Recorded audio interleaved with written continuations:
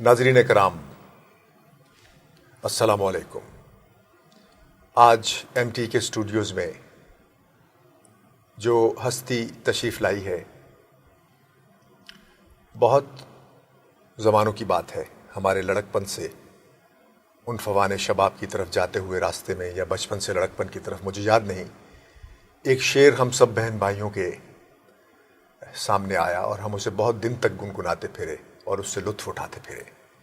وہ بے وفا ہے تو کیا، مت کہو برا اس کو، کہ جو ہوا سو ہوا، خوش رکھے خدا اس کو۔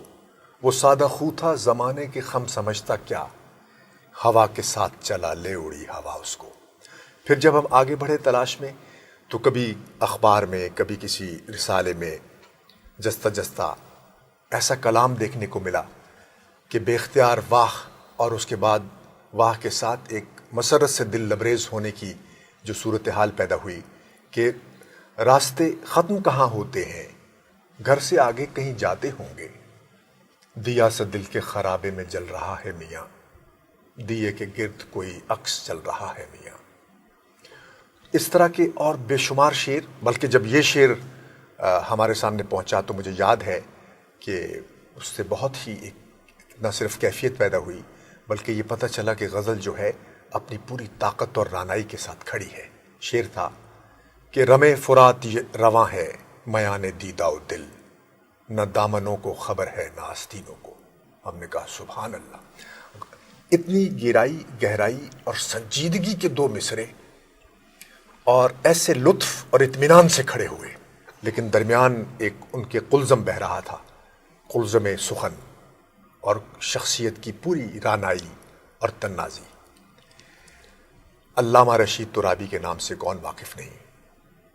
آپ خود ایک باکمال شاعر بھی تھے، گو اس حوالے کی چھتری نصیر ترابی نے کبھی استعمال نہیں کی، لیکن بہرحال جو عزت اور جو خانوادے کی خدا تعالیٰ کی طرف سے عطا ہے وہ ہے۔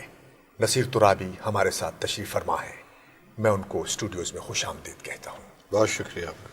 نصیر بھائی، یہ تو آپ کے تعارف کے لیے ابتدائی کلمات تھے۔ حقیقت یہ ہے کہ میں بجائے اس کے کہ سامعین کو براہ راست یہ بتاتا رہوں اور اس تعارف کو طویل کر دوں، میں نے دیکھا کہ غزل پوری اپنے انصاف کے ساتھ، چاہے نقاد کی نظر ہو یا عام قاری کی، عام سخن فہم اسے دیکھ رہا ہے یا ادب کا طالب علم یا خود شاعر، کلاسیکی غزل جو ہے، آپ یقیناً چند ان نمائندہ ترین شعراء میں شامل ہیں جو کلاسیکی غزل کے رکھوالے یا متولی کے طور پہ، جیسے کہ میں نے ایک دفعہ عرض کی تھی ماضی میں کیا کہ وہ متولی ہیں اس درگاہ محبت کے جنہوں نے کلاسیکی غزل کو سنبھال رکھا ہے۔ میں یہ کلیشے سوال آپ سے ہرگز نہیں کروں گا کہ شاعری آپ نے کب شروع کی اور فلاں اور والا، کیونکہ شعر واحد تمام فنون میں وہ فن ہے، فن شاعری، جس کے بارے میں یہ سوال ہرگز نہیں کیا جا سکتا کہ آپ نے شاعری کب شروع کی، یہ تو ہو جاتی ہے۔ اور میں نے دیکھا آپ ایک بے خود آدمی ہیں، اتنے سنبھالے ہوئے اور اتنے آپ کو میں نے اویئر اپنے سراؤنڈنگز میں پاتے ہوئے بھی میں نے دیکھا کہ آپ در دل ہمیشہ کھوئے ہوئے ہوتے ہیں۔ یہ ایک شاعر کی نشانی ہے۔ خوش آمدید ایک دفعہ پھر۔ شکریہ۔ اور اس غزل کو، جس کی آبرو جو ہے وہ ایک طرح سے مٹتی چلی جا رہی تھی، بلکہ اس کی پگڑی اصناف دیگر اچھال رہی تھی آج کل مارکیٹ سخن میں، آپ نے اسے سنبھالے رکھا، اس کے لیے تو ادب کے طالب علم کے طور پر میں آپ کا شکریہ بھی ادا کرتا ہوں، اور محبت سے آپ کی آمد کا تہہ دل سے مشکور ہوں۔ اللہ آپ کو خوش رکھے بھائی۔ آپ خود بھی اپنی جگہ ایک بہت اچھے شاعر بھی ہیں، سخن فہم بھی ہیں، اور ماشاءاللہ میں سمجھتا ہوں کہ آپ کی، یعنی بہت کم لوگوں کو میں نے دیکھا ہے کہ اگر شعر لکھتے ہیں تو نثر بھی لکھنا جانتے ہوں۔ مجھے خوشی ہے کہ آپ نثر بھی بہت اچھی لکھتے ہیں۔ آپ کی محبت ہے، آپ کی محبت۔ ایسا ہے کہ عکس فریادی کی سن 2000 میں آئی، اور 1000 سال، وہ جو ایک شعر ہے کہ گل مراد کھلا ہے 1000 سال کے بعد، چمن کا ورنہ روایات پر گزارا تھا، وہ ایک ہزارویں دوسری ہزارویں کی ابتدا پر اس کتاب کی آمد، اس سے جو سنجیدہ حلقے تھے وہ بہت متحرک ہوئے، اور کیا وجہ ہے کہ اس کے بعد آپ نے دوسری کتاب کی آمد میں تاخیر ہوئی؟ بلکہ میں اس کو یوں کہوں گا کہ میں نے کچھ دنوں سے آپ کو دیکھا کہ آپ ادب کی صورتحال سے دل برداشتہ ہی نہیں بلکہ بجھے ہوئے ہیں، اور بلکہ آپ کہیں کم مشاعروں میں دیکھتا ہوں آپ کو۔ بات یہ ہے احمد کہ یہ جو اس وقت ایک مجموعی صورتحال ہے ادب کی، جی، وہ اس کا سب سے بڑا المیہ یہ ہے کہ تخلیق کار کم ہو گئے ہیں، تشکیل کار بڑھ گئے ہیں۔ کیا کہنے اب چونکہ ادب جو ہے تشکیل کاروں کے پاس چلا گیا، کیا کہنے، آرگنائزرز جو ہیں وہ ادب وہ جانتے ہیں، وہ آپ کی صحبت میں بیٹھے، انہوں نے آپ لفظ کو برتنا سیکھ لیا، لفظ کو جوڑنا سیکھ لیا، بحر کا ایک مزاج پیدا ہو گیا، تو اس سے تشکیل کاری تو آ گئی، تخلیق کاری نہیں آئی۔ کیا کہنے، یعنی میں اس کو یوں سمجھاؤں آپ کو کہ مجنو صاحب نے ایک عجیب بات کہی، اور عجیب بات کہی، یعنی آپ کو میری اس آپ کے سوال کے جواب میں سمجھتا ہوں بہت ہی کافی اور شافی جواب مل جائے گا۔ مجنو صاحب نے کہا کہ مومن نے غزل میں غالب کو پیچھے چھوڑ دیا، اچھا، ذوق نے قصیدے میں غالب کو پیچھے چھوڑ دیا، اچھا، لیکن غالب نے بحیثیت شاعر ان دونوں کو کوسوں پیچھے چھوڑ دیا۔ سبحان اللہ، سبحان اللہ۔ اس کا مطلب ہے کہ کلیت میں وہ دیکھ رہے تھے، کلیت میں بات۔ ہاں، وہی والی بات ہے نا کہ وہ جو ہے بات مشاخی کی نہیں ہے، بات خلاقی کی ہے۔ کیا کہنے، غالب کا خلاق ہونا کوئی اس پر دو رائے نہیں ہو سکتی۔ کیا کہنے، وہ مشاخی میں قصیدہ تھا، وہ مشاخی میں غزل تھی، لیکن جو ایک شاعرانہ خلاقیت غالب کے پاس تھی وہ اپنی جگہ تھی۔ تو میں اسی لیے کہنا چاہ رہا ہوں کہ یا تو اسے میں اپنی بدقسمتی کے خانے میں رکھتا ہوں اس بات کو کہ بہت جلد بہت اچھا شعر لکھنے والے مر گئے، ہائے ہائے ہائے ہائے، تو بڑوں کے مرنے سے چھوٹے جو تھے وہ بڑے ہو گئے، فطری طور پر بجا خلا بڑا ہو گیا، خلا بڑا ہو گیا، چھوٹے ایک دم اور بڑے ہوئے۔ پھر دوسری چیز یہ ہے کہ کھوکھلے لوگ بہت سامنے آ گئے۔ بے شک، ہاں، کھوکھلی اچھا، لوگ۔ پھر دوسری چیز یہ ہے کہ آپ کے ہاں وسائل بہت فراواں ہو گئے، مثلا روزنامہ اخبار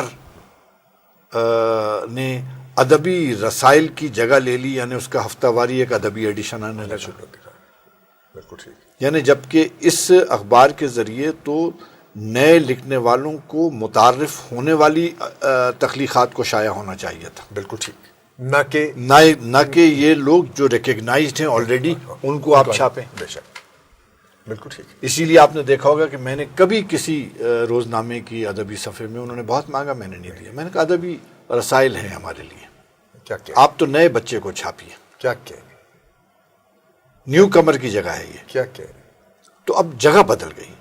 کیا کہنے، اس کے بعد سے اب یہ جب سے الیکٹرانک میڈیا آیا اور اتنے چینلز آ گئے تو یہ ہے کہ جو چاہے جس طرح اویلیبل، 2 نمبر حاضر ہے۔ 2 نمبر یہاں اب آپ نے جو ایک دم اب چلے گئے اسی تکلیف دہ صورتحال کی طرف جس کے سائے میں نے بہت دنوں سے آپ کے چہرے پر بھی دیکھے جہاں جہاں ملاقات ہماری رہی، لیکن میں پیچھے جاتا ہوں کچھ، مثلا آپ بہت ایک خوش قسمت ترین دور میں رہے، آپ ناصر کاظمی کے ساتھ مال روڈ کی سڑکوں پر ٹہل رہے ہیں، آپ جوش صاحب کے ساتھ بیٹھے ہوئے ایک مکالمہ کر رہے ہیں، آپ فیض صاحب کے ساتھ بیٹھے ہوئے ہیں، آپ مصطفیٰ زیدی کے ساتھ کار میں سفر کیے جا رہے ہیں، آپ جو بھی اس زمانے کے مدنی صاحب کے ساتھ تو سبحان اللہ، اور ان تمام اسکول آف تھاٹس کے ساتھ جو اپنی اپنی جگہ ظاہر ہے کہ بہت ہی ایک دائرہ کھینچے ہوئے ہیں، وہاں سے نکلنے کے بعد اس خلا کی طرف میں اشارہ کروں کیونکہ میری یہ گفتگو ظاہر ہے اسی ربط میں ہے، اتنا بڑا ویکیوم جب آپ نے اب پایا تو کیا یہ ضروری نہیں تھا کہ آپ ایک انیشیٹو لے کر یہاں پر ایک انصاف کی جو بات تھی وہ ضرور ان تک پہنچاتے بجائے اس کے کہ آپ اداس ہو کر آپ بالکل گھر بیٹھ جائیں؟ نہیں، دیکھیے احمد صاحب، آپ ماشاءاللہ بہت سمجھتے ہیں چیزوں کو. وہ جو ہے نا کہ دوسرا اینڈ جو ہے وہ ریسیور ہے. بجا میں ٹرانسمیٹر ہوں. بجا جب ریسیور ہی کوئی کام نہیں کر رہا تو ٹرانسمیٹر کیا کرتا رہے گا؟ کیا کہنے، بے شک. یعنی آپ تو صرف اس میں ایک اجنبی اور نامانوس آوازوں کو سنتے رہیں گے، بجا کیونکہ اس کا تو آپ کو پہنچ ہی نہیں رہی ہے نا بات کہ کیا کہا جا رہا ہے. یعنی اس میں کوئی انقلابی قدم یا کوئی ایسی بات، کوئی ایسا انیشیٹو کیسے لیا جائے جبکہ ریسیور اتنا کمزور؟ ریسیور کمزور ہونے کی وجہ کمرشل گلوبلائزیشن ہے، یا ڈیڈ لائن میٹ کرنے کی بات ہے، یا بہت زیادہ انسان اپنی معاشی تگ و دو میں مصروف ہو گیا، یا یہ کہ تعلیمی پتلا پن جو آیا، نہ وہ اساتذہ رہے نہ کتابیں رہیں. اصل بات یہ آپ نے کہی. دیکھیے یعنی چیزوں کا گلوبلائز ہونا یا اور کمرشلائز ہونا یہ کوئی اتنا پرابلم نہیں ہے. اصل بات یہ ہے کہ جو تعلیمی ادارے ہیں، ہم نے کالج اور یونیورسٹی میں، آپ بھی آئے ہیں وہیں سے، ہم نے ہمارے اساتذہ ہمیں پڑھاتے تھے، یعنی آپ کو حیرت ہوگی کہ پڑھانے کلاس میں آئے ہیں اکنامکس اور شروع کر رہے ہیں مضمون پڑھانے سے پہلے فراق کا شعر. کیا کہنے، سبحان اللہ. تو شام تک یہ الجھن ہوتی تھی کہ یہ شعر کہاں سے اس نے پکڑا ہے. کیا کہنے، آپ دیکھیے نا. کیا کہنے. اور ادھر آئے بات، بھائی سنو، راستہ روک کے پوچھا، یار وہ فلاں تم نے دیکھا افسانہ؟ ہم کہا تو وہ اس طرح پوچھ کر دراصل ہمیں کتاب کی طرف رجوع کرتے تھے. کیا کہ یہ بات نہیں تھی کہ افسانہ نہیں پڑھا ہوتا تھا، پڑھ لیا ہوتا تھا، بس لیکن وہ چاہتے تھے کہ ہم شیئر کریں اپنے طالب علم کے ساتھ، اپنے شاگرد کے ساتھ. تو اب اتنا نظام تعلیم تو خیر اپنی جگہ ہوگا، اساتذہ اتنے کمزور اور اتنے یعنی بائی چانس پر آئے ہوئے، ہاں چوائس پر آئے ہوئے نہیں. یعنی ہاں یہ بہت اچھی بات آپ نے کہی کہ وہ چونکہ اور کوئی روزگار ملا نہیں ادھر کو آ گئے، یہ پکڑ لیا. اور جو کچھ کلاسز میں پڑھا رہے ہیں وہ ابھی تک اپنے پرانے نوٹس پر چل رہے ہیں، کوئی فریشنس نہیں ہے. دیکھیے نا، اگر آپ فریشنس کے ساتھ آئیں تو روزانہ کوئی نئی بات آئے گی، طالب علم متاثر ہوگا، یہ ہوگا. ہم اپنی طالب علمی کے زمانے میں دیکھیے نا، مجھ سے جو سینئر گروپ میں عبید اللہ علیم تھا، مجھ سے سینئر تھا، لیکن کالج کے راسٹرم سے اٹھا اوپر، اس کا مصرع کالج سے آیا، میرا بھی مصرع کالج سے آیا. کیا کہہ رہے، بالکل. آج کے نوجوان کی اور آج کے نئے لکھنے والے کی پرابلم یہ ہے کہ اس کا مصرع کالج تو ترسیل ہی نہیں کر رہا ہے، اور روسٹم ہے ہی نہیں رہا ہی، کیونکہ وہ سیاسی ہلوڑ بازی کی. تو اب ایسی صورت میں آپ بتائیے کہ کہاں سے اعتماد اعتبار پیدا ہوگا؟ یہ ٹھیک ہے، یہ بالکل ٹھیک بات ہے. دیکھیے نا، وہ اس کو آپ اس طرح بھی دیکھ سکتے ہیں کہ ایک زمانے میں ڈیبیٹس ہوتی تھیں، بزم ادب ہوتی، بزم ادب پوری ہوتی، بالکل. ان ڈیبیٹس کی وجہ سے لوگوں میں ایک بولنے کا شعور آتا تھا، پڑھتے تھے، چاہے کہیں سے بھی لکھوا کے لاتے تھے. بین الکلیاتی مشاعرے ہوا کرتے تھے. ہم خود بین الکلیاتی مشاعروں میں جاتے رہے اور اسی سے ہم مقبول ہوئے. اور پھر اتفاق کی بات یہ کہ ابھی ہم طالب علم ہی تھے کہ شہر کے سینئر پوئٹس نے ہمیں شہر کے بڑے مشاعروں میں ہمارا نام لکھوانا شروع کر دیا کہ یہ مصرع ایک طاقت. یعنی آپ کو عجیب تعجب ہوگا کہ میرا جو ایکسپوجر ہوا کہ میں ایک دن کالج سے واپس آیا، یونیورسٹی سے واپس آیا، تو مجھے میرے گھر سے معلوم ہوا کہ گھر میں بتایا کہ بھئی کسی کا فون آیا تھا اور انہوں نے کہا کہ پی ایف میں مشاعرہ ہے اور آپ کو فلاں وقت اور وہاں سے پک کر لیں گے، آپ وہاں پہنچ جائیے. تو میں باہر نکلا شام کو دوستوں میں، تو میں نے کہا یار کسی نے بڑی ایکٹیویٹی کی ہمارے ساتھ کہ پی ایف کا مشاعرے میں ہم کہاں سے جائیں گے، وہ کل پاکستان مشاعرہ. خیر میں نے کوئی لفٹ نہیں کرائی اس بات کو. دوسرے دن پھر آیا کنفرمیشن کے لیے کہ آپ آ رہے ہیں کہ نہیں آ رہے. تو وہ صبح میں گھر میں موجود تھا میرے فون. تو میں نے چھوٹتے ان سے پوچھا کہ پہلے بھائی یہ بتائیے کہ آپ نے میرا نام لکھا کیسے، میرا نام لکھوایا کس نے آپ کو، کریڈینشلز کیا تھے؟ ہاں میرے یعنی میں تو حیران ہو گیا. بالکل. آپ کے پاس مطلب آواز کیسے پہنچی ہے مصرع؟ تو اس پر انہوں نے کہا کہ بھائی آپ کا نام تو سراج الدین ظفر صاحب نے لکھوایا. سبحان اللہ. آپ یقین کریں کہ یہ بات سن کے میرے پیر ہل گئے. سراج الدین ظفر تو جو کہہ دیا بہک کے سند ہم نے کر دیا. ہائے ہائے. اس کے بعد میں ان کی طرف گیا، وہ بیٹھے ہوئے تھے پھر اس سنس میں یہاں مین محمد ایم اے جنرل روڈ پر. تو اپنا کتاب دیکھ رہے تھے، الماری کے پیچھے بیٹھے تھے، جنرل مینیجر تھے فیروز ساز کے. کیا آدمی تھے. میں نے جا کے کہا سر جی آداب.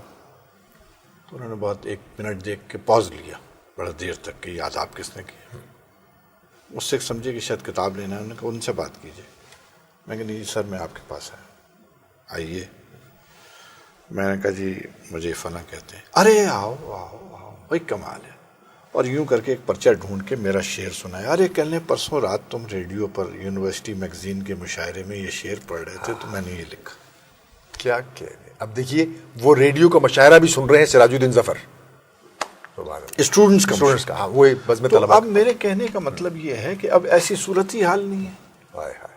ہم کسے ریکمنڈ کریں؟ ہم کہاں جا کے کہیں؟ یہ کیا کوئی پن پوائنٹ وجہ معلوم ہو سکتی ہے کہ کلچر کا اتنا یعنی ثقافت یا ادب یا تہذیب جس کے آپ بہت بڑے نہ صرف غزل کے بلکہ اپنے نشست و برخاست گھرانہ تمام ادب آداب برتاؤ اس کے اعتبار سے آپ بہت ایک یقیناً ایک ٹھوس ثقافت تہذیب اس کے آپ علمبردار ہیں اور معدوم ہوتی ہوئی تہذیب.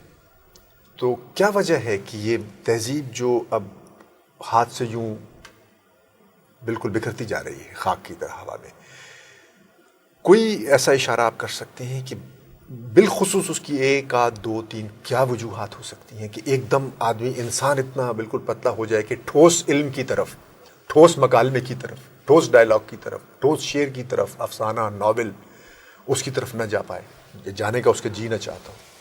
اصل میں اس کا جو سب سے بڑا وائٹل پوائنٹ ہے بھائی وہ یہ ہے احمد صاحب کہ اس وقت جو الیکٹرانک میڈیا ہے نا اس نے نئے ذہن کو اور بہت ہی نیم پختہ ذہن کو ہائی جیک کر لیا. اس کے ساتھ یہ ہوا کہ پھر اس سے الائڈ جو چیزیں آئی ہیں الیکٹرانکس کی، آدمی نیٹ پہ چلا گیا. آئی پوڈ اس کے ہاتھ میں، موبائل ٹیلی فون آ گئے تو وقت تو نکل گیا. تو سارا وقت نکل گیا. کتاب کی طرف جانے کا وقت تو ختم ہو گیا. ٹھیک ہے نا. اچھا پھر دوسری چیز یہ ہے کہ جب اس کے پاس ہاں اس میں کوئی شک نہیں کہ انفارمیشن بوم ہے، یہ بہت انفارمیشن اس کو مل رہی ہے. لیکن مشکل یہ ہو رہی ہے کہ یہ جو نیا آدمی آ رہا ہے یہ اس کو گہرائی نہیں مل رہی ہے، اس کو چوڑائی مل رہی ہے. یہ بہت اچھی بات. واہ واہ. جو سب سے بڑا المیہ ہے یعنی وہ انفارمیشن کے انبار میں دھنس چکا ہے. ہاں چوڑائی میں چلا، لہٰذا اس کا اب اپنا خیال ہی نہیں رہا. اپنا خیال نہیں رہا، سوچ نہیں رہی، اپنی فکر نہیں رہی، اپنی امیجنیشن پار ختم ہو گئی. ٹھیک بات کی. کیونکہ دیکھیے جس جگہ پر کیمرہ لے کے جا رہا ہے اسے بالکل اسی نتیجے پر وہ بھی پہنچ رہا ہے. بس اس کے بعد ہم پہلے افسانہ پڑھ کے بین السطور ہی نتیجہ نکالتے تھے کہ نہیں یہ غلط مڑ گیا، ادھر مڑ گیا. یہ اختتام سے آپ اختلاف کر رہے ہیں، یہ ابتدائی سے اختلاف کر رہے ہیں. مزہ آتا تھا کہ یار یہ لفظ کی جگہ یہ لفظ بھی آتا تو اچھا رہتا، غصہ اور ابھرتا. لیکن اس وقت کوئی چیز نہیں ہے نا. کیونکہ دیکھیے میں اسکرین دیکھ رہا ہوں، اسکرین پہ گلدان بھی دیکھ رہا ہوں. 1 منٹ کے لیے میری اٹینشن شفٹ ہو گئی. اچھا کہا. تو اب ایسے کتاب میں تو شفٹ نہیں ہوتے. بالکل. کتاب پڑھنے کا جو مسئلہ ہے نا.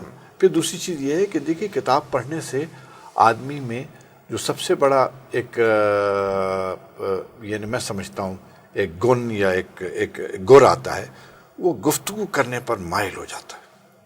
وہ ضرور گفتگو کرتا ہے کیونکہ اس کے ذہن میں جو گرہ بن جاتی ہے اس کو کھولنا چاہتا ہے کسی سے گفتگو کر کے. کیا کہہ رہے ہیں، وہی مکالمے کی راہ استوار ہو جاتی ہے. یہ مکالمہ پیدا اور جو ہی راہ استوار ہوتی ہے اور پیچھے اس کے بلینک آتا ہے تو بالکل میرے خیال ہے نفسیاتی طور پر اس کے لاشعور سے شعور میں پھر یا مصرع آئے گا یا لائن آئے گی یا کوئی. تو اب اس سے ساری چیزیں جب حصول علم اور تحصیل علم میں ہی شارٹ کٹس آ گئے ہوں، تو شارٹ کٹس آنے کی وجہ سے یہ ہوا کہ وہ جو آدمی تگ و دو اور جستجو سے تلاش کرتا تھا، یعنی لائبریری میں بیٹھنا، کتاب ڈھونڈ کے لانا، کتاب پوچھنا، کسی سے یہ کرنا، اس کا سارا وقت گزر گیا. لوگ اب اس پہ توجہ ہی نہیں دیتے. دیکھیے نا، تھوڑا سا بیچ میں ایک ادبی حوالے سے یہ بات کر رہا ہوں میں، کسی علمی اور دانشورانہ حوالے سے نہیں کر رہا ہوں، کہ کچھ تھوڑا سا اچھے افسانے کی طرف لوگوں کو اس نے یعنی پابند رکھا تھا ڈائجسٹوں نے. کچھ دیر کے لیے کچھ وقفہ ایسا آیا تھا کہ وہ اس بڑے افسانے کی طرف سے نہیں بلکہ ایک بہت ہی ایسا ایک ایوریج اوسط درجے کے جیسے اپنے شکیل عادل زادہ، اور آپ نے بھی اس بارے میں میرا خیال ہے ایک داغ بیل ڈالی تھی. ہاں تو اس نے کچھ دیر کے لیے لوگوں کو اپنی طرف پابند کیا، مائل کیا. اس سے زبان میں تو ضرور اچھا اثر پڑا. لیکن ایک عجیب اتفاق کی بات یہ ہو گئی کہ اس کے بعد بھی اب وہ بھی ایک رو میں بہ گیا، کیونکہ اب اس کے پاس بھی لوگوں کے پاس ٹائم نہیں ہے، فرصت نہیں ہے، پڑھنے کو نہیں ہے. اب کہیں ڈائریکٹ چینلز تھے، اب اس کے بعد یہ کیبل سسٹم آ گیا، کیبل سے دیکھ رہے ہیں لوگ. میں کہہ رہا ہوں یہ بہت اچھی چیز ہے. دیکھیے اس سے پہلے وقتوں میں جب ہم کئی دن کے بعد سفر کر کے جا کے پہنچتے تھے جس جگہ پر، وہ آدھے گھنٹے میں پہنچ رہا ہے. بالکل یہ آسانی تو ہو گئی ہے، لیکن ہم جب پہنچتے تھے تو ہم اس کی مزید قرید میں لگتے تھے. ہم وہیں ختم نہیں کر دیتے تھے بات کو. بالکل ہم کہتے تھے آگے بھی پتہ کریں، آگے کیا ہے، اس کے پیچھے کیا ہے، تقاضۂ اس کی فطرت تہ میں کیا ہے. بالکل بالکل. اب تو یہ کہ جتنا ڈیٹا اس نے دے دیا ہم نے اس پہ اکتفا کر لیا، پھر منتظر رہے کوئی اور دے گا ڈیٹا، یہ کوئی اور آ جائے گا. کوئی اور آ جائے گا. اچھا پھر دوسری چیز یہ کہ کتاب میں آدمی کچھ دیر تک کتاب کے ساتھ رہتا ہے، اسٹیل نہیں ہوتا. ٹھیک بات ہے. یہ جو بصری معاملہ ہے یہ بہت خراب کرتا ہے. بالکل. یہ بہت دیر تک ایک چہرے کو دیکھنا پسند نہیں کرتا. بالکل وہ اس میں ایک شفٹ چاہتا ہے، چینج چاہتا ہے. تو پھر ایسی صورت میں یہ سب چیزیں لوگوں نے شارٹ کٹس پہ چلے گئے، ادب میں آ گئے، افسانے میں آ گئے، تخلیق میں آ گئے. اچھا تنقید تو بالخط ختم ہی ہو گئی. یہی میں نے کہا کہ اب تنقید میں تو ہمیشہ آپ نے برا ہی بنایا ان کا ذکر سننے میں، کیونکہ وہ اپنے شاید جو دیکھیے اصل بات یہ مبارک کہ تنقید خود بھی اپنی جگہ ایک تخلیق کا حصہ ہے. بے شک بے شک. میں میز کرتی اب تو یہ مبصرین ہیں، یہ جو لوگ لکھ رہے ہیں آج کل، وہ کتاب پر تبصرہ ہے. اور ایک مدرسانہ تنقید ہے. اچھا ہے. یعنی مدرسانہ تنقید تو میں نے ایک زیادہ لفظ کہہ دیا، بلکہ مبصرانہ یعنی ایک مدرسانہ تبصرہ ہے. یہ ایک مبصرانہ عمل ہے، اس میں تنقید سے کوئی تعلق نہیں ہے اس کا. ایک بس کیونکہ تنقید تو یار جہد قائم کرتی تھی، پوری سوچ قائم کرتی تھی، ادب کا پورا تھیسس دیتی تھی آدمی کو. کئی دنوں تک، کئی مہینوں تک ایک مسئلہ چلتا رہتا تھا. کیا کہہ رہے. اب تو یہ ہے کہ مثلا آ گئے جی گوپی چند نارنگ ساختیات لے کے باہر سے، چلو بھی ساختیات انہوں نے سمجھا، انہوں نے کچھ لکھا، انہوں نے ختم ہے. اور اپلیکیشن اس کا اطلاقی پہلو کم ہو گیا. تو یہ جو بڑے نام ہیں، شمس الرحمان فاروقی، گوپی چند نارنگ، یہاں پر ڈاکٹر محمد علی، فرمان فتح پوری یا چند اور نام، تو اس کا مطلب یہ ہے کہ پھر بات جو ہے وہ دیکھیے اس میں میری نگاہ میں جو سب سے امپورٹنٹ نام ہے وہ ڈاکٹر شمس الرحمان فاروقی ہے. ٹھیک ہے. کیونکہ ڈاکٹر شمس الرحمان فاروقی ماضی میں خود بھی تخلیق کار تھے، یعنی شعر لکھتے تھے. پھر آپ نے دیکھا ہوگا کہ ابھی تو انہوں نے وہ ان کا وہ ناول بھی ناول آ گیا، اس سے پتہ چل گیا کہ کتنے بڑے تخلیقی آدمی. سوار دوسرے جب تخلیقی آدمی افسانے بھی آئے، جب تخلیقی آدمی تنقید کی طرف آتا ہے، جیسے فراق صاحب، تو اس کی تنقید میں بھی ایک تخلیق ہوتی ہے. وہ بھی ایک اس کے ذریعے، اپنی تخلیق کے ذریعے ایک بات پہنچاتا ہے. لوگ سوچتے ہیں، لوگ اس پر لکھنا شروع کرتے ہیں، کام کرتے ہیں. یعنی ایک جہد قائم ہوتی ہے. میرے کہنے کا مطلب یہ کہ جہد قائم کرنا بہت ضروری ہے، ایک رجحان پیدا کرنا بہت ضروری ہے. اور اس میں تمام نقاد کا بھی اتنا ہی بڑا رول ہے جتنا کہ خود شاعر کا یادی. بہت دیکھیے اس لیے کہ ایک اچھا نقاد، دیکھیے ایک اچھا قاری ایک اچھی کتاب پیدا کرتا ہے. کیا کہنے. اسی طرح ایک اچھا نقاد ایک شاعر پیدا کرتا ہے. کیا کہنے. اگر مجنو صاحب نہ ہوتے تو لوگ آج قائم چاند پوری کو کوئی نہ جانتا. ٹھیک ہے. ڈسکور کیا، دریافت کیا قائم چاند پوری کو. کیا کہنے. تو یہ اس کی یہ منزلت ہوتی ہے نقاد کی، کہ لوگوں کو دریافت کر کے نئی منزلوں سے آشنا کرے کہ بھئی یہ بھی ایک آدمی کھڑا ہے، یہ بھی ایک ہے، یہ بھی ایک سے آدمی ہے. کیا کہنے. یہاں پر یہ مشکل ہے. اصل میں یہ اچھا، ایک تو آپ نے دیکھا ہوگا کہ یہ جو رونمائیاں ہیں، کتابوں کی رونمائیاں، اس سے یہ ہوا کہ ایک تقریباتی تنقید یا تقریباتی تبصرہ یا مضمون نویسی سامنے آئی. اس کا کوئی وہی نہیں ہے. اب تو میں ایک دن دیکھ رہا تھا، کہیں پڑھ رہا تھا کسی میں، کہ انہوں نے لکھا کہ خود ابھی آپ نے دیکھا ہوگا کہ ان کو ایوارڈ ملا ہے مرزا جمیل الدین علی کو، تو انہوں نے لکھا ہے کہ اتنے فلیپ لکھے ہیں، اتنے وہ لکھے ہیں، یعنی اب فلیپ کو بھی شمار کرنے لگے ہیں تخلیق میں لوگ۔ اس کا مطلب یہ ہے کہ ایک بہت تیز رفتار زمانے میں ایک نسبتاً ادنا جو کام ہے، ادنا کام سے مراد یہ کہ بہت کم یار لکھا اب ہوا۔ ایسا ہی ہو گیا ہے مبارک صاحب کہ کل کے دن اپنے خطوط بھی شمار کر لے گا آدمی کہ میں نے اتنے خط لکھے تھے، کیونکہ جو پڑھا لکھا آدمی خط لکھے گا تو کوئی اس میں بات لکھے گا نا، کوئی وزن ہوگا نا۔ بالکل تو اب آپ کسی کی کتاب کا فلیپ لکھ رہے ہیں تو ایک 7-8 لائنوں میں آپ یہ کہہ رہے ہیں نا کہ بھئی ایسے، وہ پھر چونکہ ایک انٹروڈکٹری فیز ہوتا ہے، ایک تعارفی مرحلہ ہوتا ہے اس شاعر ادیب افسانہ نگار سے متعلق، تو اس میں تو اس کو متعارف کرانے کا کوئی گوشہ سامنے لے کے آتے ہیں۔ بالکل ٹھیک ہے، کیا کہہ رہے ہیں؟ تو ایسی صورت میں کہاں سے آپ بتائیے نا کہ سنجیدگی، اس کا مطلب ہے کہ ایک ہم ایک دیوار کے سامنے ہیں اس وقت۔ بالکل۔ اچھا اب آپ دیکھیے نا کہ ابھی جو لوگ گئے ہیں، چھوڑیں نئے لوگوں کو چھوڑیں، ابھی جو لوگ جا چکے ہیں ان کو بھول گئے لوگ، ان کا ذکر نہیں کرتے۔ عبید اللہ علیم، منیر ریاضی، ہمارے دوست جمال احسانی، یہ تمام جو بھی جیسے بھی شعر کہہ رہے تھے، ٹھیک تھا کام جمال احسانی، اور اس سے پہلے اس سے فوراً پہلے مدنی صاحب گئے، پھر وہ مدنی صاحب کا تو بیچاروں کا تو کہیں ذکر ہی نہیں ہے، بہت افسوسناک بات یہ تو بات ہے۔ مجید امجد جو، لیکن اب یہ ہے نا کہ بس ٹھیک ہے، میں اب یہ ہو گئی بھائی، مسئلہ یہ ہو گیا ہے کہ اگر آپ شعر لکھتے ہیں تو اگر آپ اس شعر کو لکھنے کے بعد اگر آپ آفٹر سیل سروس سے واقف ہیں تو پھر آپ کا ادب چل سکتا اچھی بات کی ہے، یہ آفٹر سیل سروس بہت عمدہ بات کی۔ ہاں کہ آپ اس کو دیکھیں، اس کو دیکھ بھال کریں، لوگوں سے کہیں بھائی لکھیے ہمارے اوپر کچھ، یہ ذکر کریں، یہ تو اتنی زیادہ۔ اچھا پھر یہ بہت شہرت اتنی آسانی سے میسر آ گئی ہے لوگوں کو، بالکل، کہ وہ ایک بے اعتبار چیز ہو گئی ہے، بے اعتبار چیز ہو گئی ہے، ایک فیک اور فلوک چیز لگ رہی ہے۔ اس میں وہ معتبر ہی نہیں رہی، بہت اچھا کہا۔ یعنی کام کی بنیاد پر نام نہیں مل رہا ہے، اس کا چہرہ آ رہا ہے، چہرہ لوگ دیکھ رہے ہیں تو چھپ رہا ہے بہت کہیں۔ ہاں بالکل ٹھیک بات ہے۔ یہ ہے نا کہ وہ اب دیکھیے کہ کوئی ایسی بات نہیں ہے کہ وہ کوئی اتنی پوچھتا ہے۔ ویسے بھائی یہ گفتگو ابتدائی آپ کی بہت ہی میرا خیال ہے خاص سمجھ آ رہی ہے۔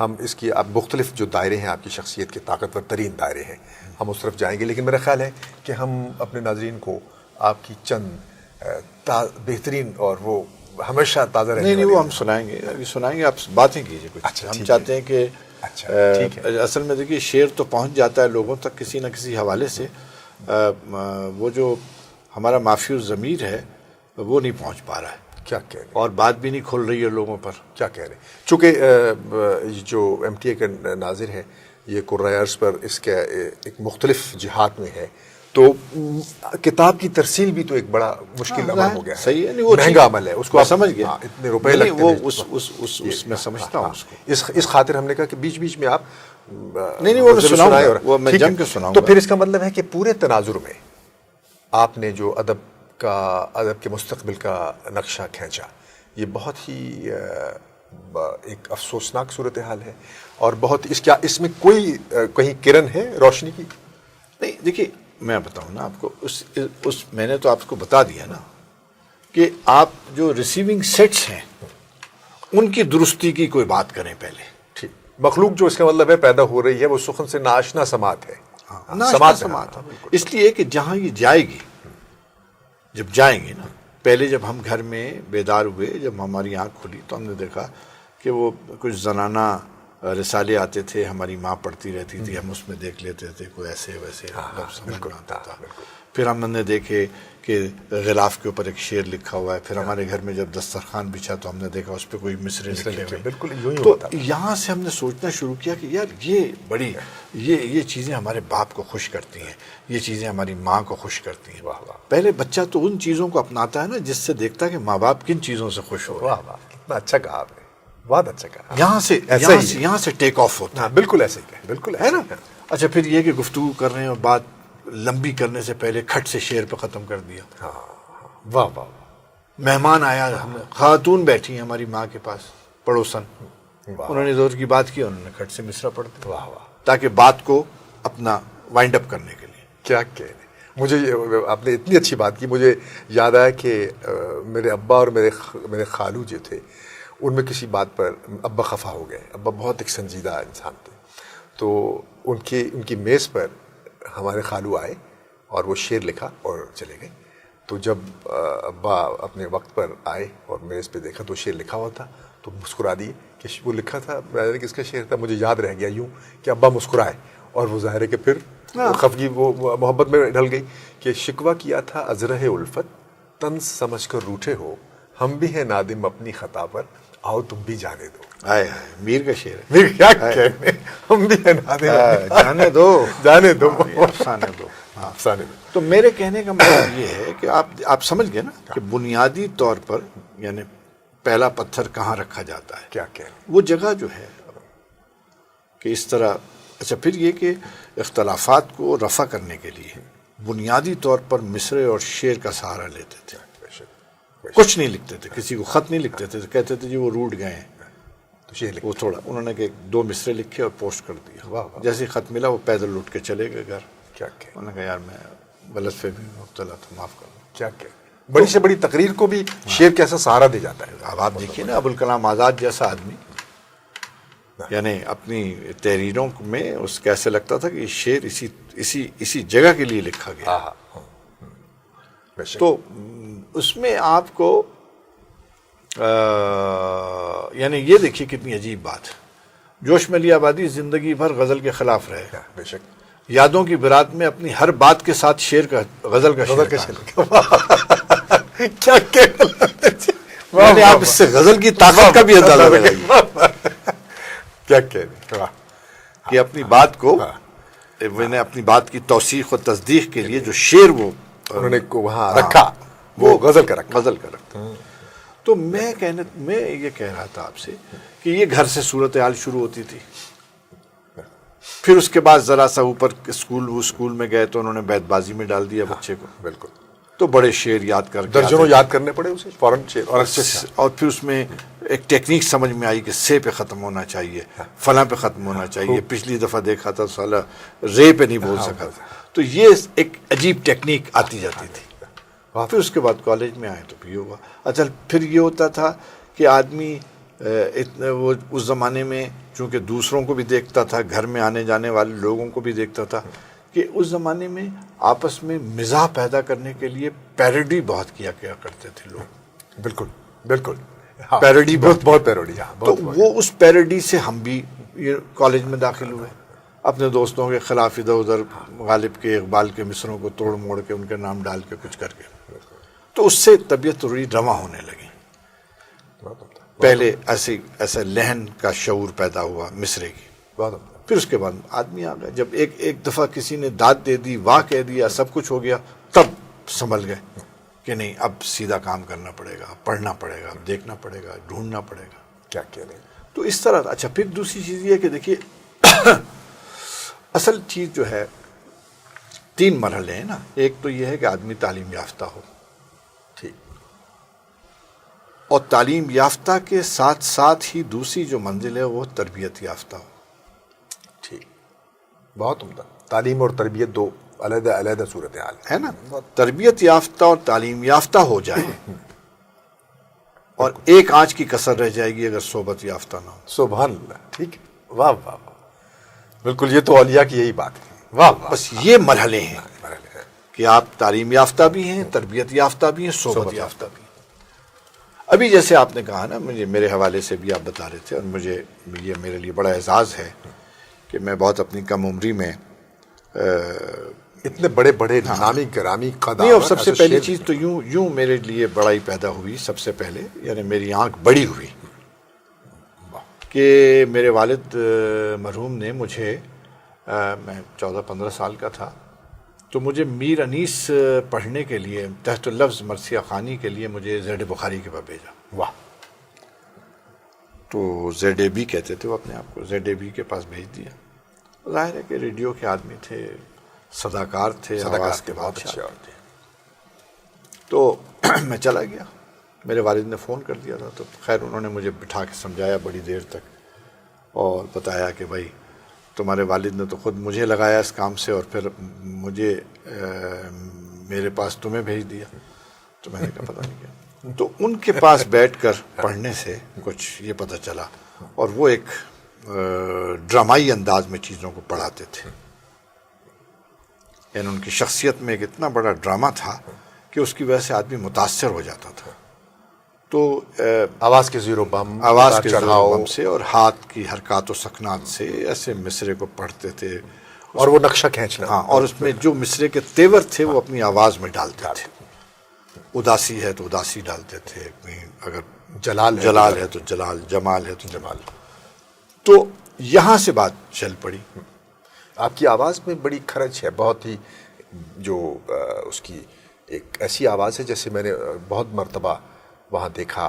ڈاکومنٹریز آپ کی, بہت ہی زبردست ڈاکومنٹری ایک ٹیلی ویژن پہ میں نے دیکھی, اور بہت سب لوگ بڑی محویت سے اسے سن رہے تھے. اور میں نے آپ کو بہت بے شمار ڈراموں یہ مشاعروں کی کمپیئرنگ کرتے ہوئے دیکھا ہے. تو وہ بھی ایک بہت ہی ایک خوبصورتی تو اس لحاظ سے کہ بالکل علیحدہ اور منفرد ہے, لیکن اس کا جو اتار چڑھاؤ اور اس کی ادائیگی ہے, ایک ایک لفظ اپنا وجود جو ہے وہ ثابت کرتا ہے. یہ ایک ایک لفظ بخاری نے کہیں تیزی سے آپ نہیں کرتے. نہ اس کی وہ جو لفظ کی جو ڈیلیوری ہے, یعنی لفظ اپنے جب ادا کیا جائے تو اس کی معنویت بھی اس کی ادائی میں شامل ہو. کیا کہہ رہے, مجروح نہیں کیا کسی لفظ مثلا یہ کو. کہ خوشی کہیں تو خوشی یعنی مطلب درد, کیا کہہ رہے, یہ سکھایا تھا انہوں نے مجھے. واہ واہ. تو اس طرح وہ ایک آ گیا, رو پہ آ گئی بات. مطلب اس سارے ان دائروں سے گزرے, یعنی شاعری اور آواز کا رشتہ تو ہے ہی. اس میں سے آپ نکلے, وہاں سے آئے. زید بخاری خود بھی شاید مصرع بہت اچھے شاعر تھے, اور طناز بہت طناز تھے. طنز کرتے تھے, بھئی یہ کیا ہے, یہ کیا ہے, یہ کیا ہو گیا, یہ کیوں مصرع ہے, اور بہت مذاق اڑاتے تھے مصروں کا. فلفور بتا دیے کہ بھائی, اور منہ پر بتا. اچھا, پھر اس کے بعد یہ ہوتا تھا کہ اس سے وہ آدمی کو اکساتے تھے کہ بولے. اور ان کی صحبت نے اصل میں سب سے بڑا کام کیا, مجھے پڑھنے پہ لگایا. یعنی میں پھر جب جاتا تھا دوسرے دن اتنی ذہنی طور پہ تیاری کر کے جاتا تھا, کیونکہ اچانک وہ غالب پہ بات کرتے کرتے ایک دم حسرت پہ آ جاتے تھے. کیا کہہ رہے, یہ تو بہت بڑا سوئنگ ہے. ہاں, اتنا بڑا. تو مجھے پھر حسرت کو بھی شعر رکھنے پڑتے تھے ذہن میں, وہ اچانک کہتے تھے.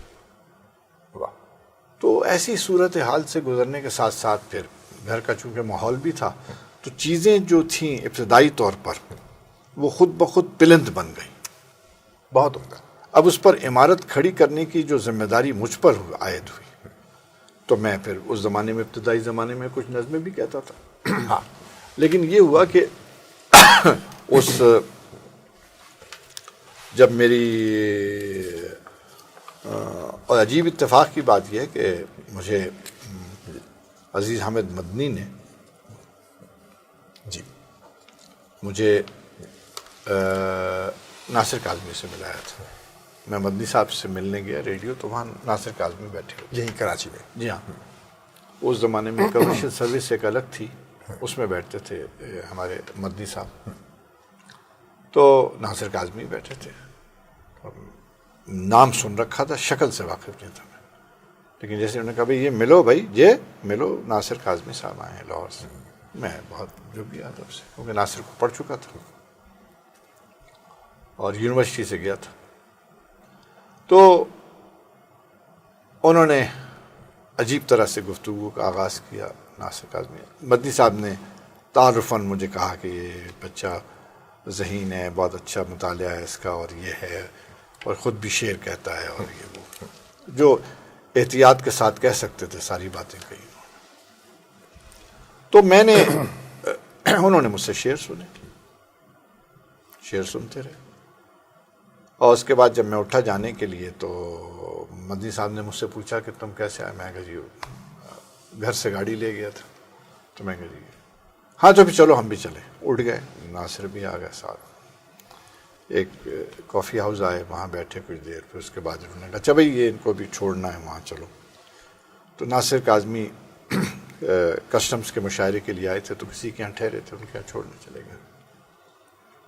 لیکن اترنے کے بعد تو ہم اترے ناصر کو چھوڑنے کے لیے, تو ناصر میرے نزدیک آ گئے, کہنے لگے کہ تو اب پھر ہو گئی نہیں ملاقات، اب اس کے بعد نہیں ہوگی ملاقات. ہاں وہ سمجھ چکے تھے. اور مصرع سنایا تھا آپ نے؟ ہاں شیر بس گیا ہو گیا کام. تو انہوں نے کہا، میں نے کہا میں تو ابھی حاضر. انہوں نے کہا نہیں میں آرام کروں گا تھوڑا سا. پھر میں شام کو پہنچ گیا 5 بجے ان کے ساتھ. تو کہنے لگے ایئرپورٹ چلو. میں نے ایئرپورٹ لے گیا. تو ایئرپورٹ میں اوپر بیٹھتے تھے وہاں پر کھلے میں ٹیرس پر. تو میں نے پوچھا کوئی آ رہا ہے کیا کسی کو لینے؟ کہنے نہیں بھائی یہ ملنے بچھڑنے کی اس سے اچھی جگہ کوئی ہے ہی نہیں. واہ واہ وہاں چہرے پڑیں گے، واہ واہ واہ. ملنے والوں کے چہرے دیکھیں گے، بچھڑنے والوں کے چہرے دیکھیں گے. کیا دیکھیے مشاہدے کی کیسی گوشہ نکالا. واہ واہ واہ. خیر وہاں بیٹھے گفتگو ہوتی رہی. بہت شعر سنے، تازہ سناؤ، پچھلی سناؤ، اب سناؤ، پرانی سناؤ. کیا کہنے. ناصر کا آپ نے کہا چہرے پڑیں گے، وہ مجھے شعر آ گیا کہ شعائے حسن تیرے حسن کو چھپاتی تھی، وہ روشنی تھی کہ صورت نظر نہ آتی تھی. تو میں نے کہا صاحب میں تو کہنے لگے، میں کہا اچھا اب یہ ذرا کوئی نظم ہوئی ہے. تو کہنے لگے کہ تم اپنی غزل کو کیوں خراب کر رہے ہو؟ واہ. میں کہا جی. کہنے کہ نظم میں بھی تم غزل ہی کا ٹریٹمنٹ کر رہے ہو، تو اس طرح اپنے آپ کو سپلٹ کیوں کر رہے ہو؟ صاحب ایک بہت بڑی گائیڈ لائن ملی، بہت بڑی گائیڈ لائن ملی. میں نے پھر بہت سنجیدگی سے غور کیا ان مصرعوں پر. تو پھر بس ہنستے ہنستے کہنے کہ بھائی دیکھو فیض تک بات صحیح ہے کہ غزل کی کاریگری سے نظم لکھنا فیض آتا ہے، فیض کو آتا ہے. ٹھیک ٹھیک. خیر بات چیت ہونے لگی. میں نے اس رخ سے بھی مطالعہ کیا. تو میں نے اسی رات جب ان کو ساتھ چھوڑ کے پھر دوسرے دن بھی ٹھہرے وہ، تو میں نے رات بھر میں بڑا غور کیا، مطالعہ کیا، یہ کیا. دوسرے دن میں نے ان سے جا کے ایک بات کہی. میں کہا جناب آپ نے ایک بات کہی، لیکن ایک اور بات جو آپ کی بات سے میرے ذہن میں آئی اور جس نے اب مجھے غزل لکھنے پر مجبور کر دیا اور مجھے ایک نئی طاقت فراہم کی ہے، وہ یہ ہے کہ اقبال نے نظم لکھی اور لیکن غزل کی زبان میں لکھی. کیا کہنے. کیا کہنے. خوش ہو گئے. کیا کہنے. کہنے کہ یہ گوشہ تم نے خوب نکالا، نیا رخ ہے. میں کہا دیکھیے کہ اقبال کی ساری شاعری دیکھ جائیے آپ، بلا شبہ. ایون اس کی مثنویاں دیکھ لیجئے، غزل کے مصرے لگائے ہوئے. کیا کہنے. تو بات یہ ہے ساری کہ یہ سب کچھ ہو جانے کے بعد، اتنا رچ بیک گراؤنڈ ہونے کے بعد، اب میں آپ کے اصل جواب کی طرف آنا چاہتا ہوں. اتنا رچ بیک گراؤنڈ ہونے کے بعد تو کمزور سمجھوتوں پر طبیعت مائل نہیں ہوئی. ٹھیک. شہرت کے شارٹ کٹس کی طرف جانے کو جی نہیں چاہا. کیا کہنے. اس کی ضرورت. اچھا پھر جب ان کی صحبتوں میں اٹھا بیٹھا، اللہ کا شکر ہے بہت بڑے اپنے عہد کے بڑے شعراء کے ساتھ نہ صرف اٹھا بیٹھا، لیکن چونکہ بہت ہی نوجوانی سے مشاعروں کی کمپیئرنگ کرتا تھا، تو مجھے یہ اعزاز حاصل ہے کہ میں نے وہ مشاعرے بھی کمپیئر کیے ہیں جس میں مجھے جوش کو پکارنا پڑا، جس سے مجھے فیض کو پکارنا پڑا، جس میں مجھے حفیظ جالندری کو پکارنا پڑا. کیا کہنے. واہ واہ. حفیظ و شیارپوری کو پکارنا. واہ واہ. تو میں نے ان سب صحبتوں سے اپنے شخصی استحکام کا راستہ نکالا. ان کی صحبتوں کا استحصال نہیں کیا اپنی شہرت کے لیے. بے شک. یعنی میں نے کسی کے سامنے یہ نہیں رکھ دیا کہ لکھ دیجئے مجھ پہ کچھ 4 لائنیں، 4 لائنیں لکھ دیجئے، مجھے مضمون لکھ دیجئے مجھ پہ. آپ دیکھیں گے کہ راغب مراد آبادی صاحب نے اپنی جوش صاحب سے 100 سوالات کیے تھے. ہاں کیے تھے. اس کو ان کے جوابات پر ایک کتاب بھی شائع کر دی ہے. تو انہوں نے کوئی 66-67 میں 1966-67 میں انہوں نے ایسے پوچھا کہ یہ جو نئے لوگ آ رہے ہیں، نئے بچے آ رہے ہیں، شعر لکھ رہے ہیں، آپ سنتے ہیں اکثر، تو آپ کس سے کیا توقع کر رہے ہیں؟ تو اس میں انہوں نے جواب لکھا جس کی مجھے نہیں معلوم تھا. یہ انہوں نے مجھ سے کہا، پھر بعد میں ڈاکٹر ہلال نے بھی کہا. انہوں نے کہا ایک لڑکا ہے نصیر ترابی، وہ اگر سنجیدہ رہا اور اس نے یہ ادھر ادھر نہیں گیا نظم پر یا گاتا اور لے دوڑی نہ گیا، تو یہ بہت ٹھیک رہے گا. بڑی اعزاز کی بات تھی.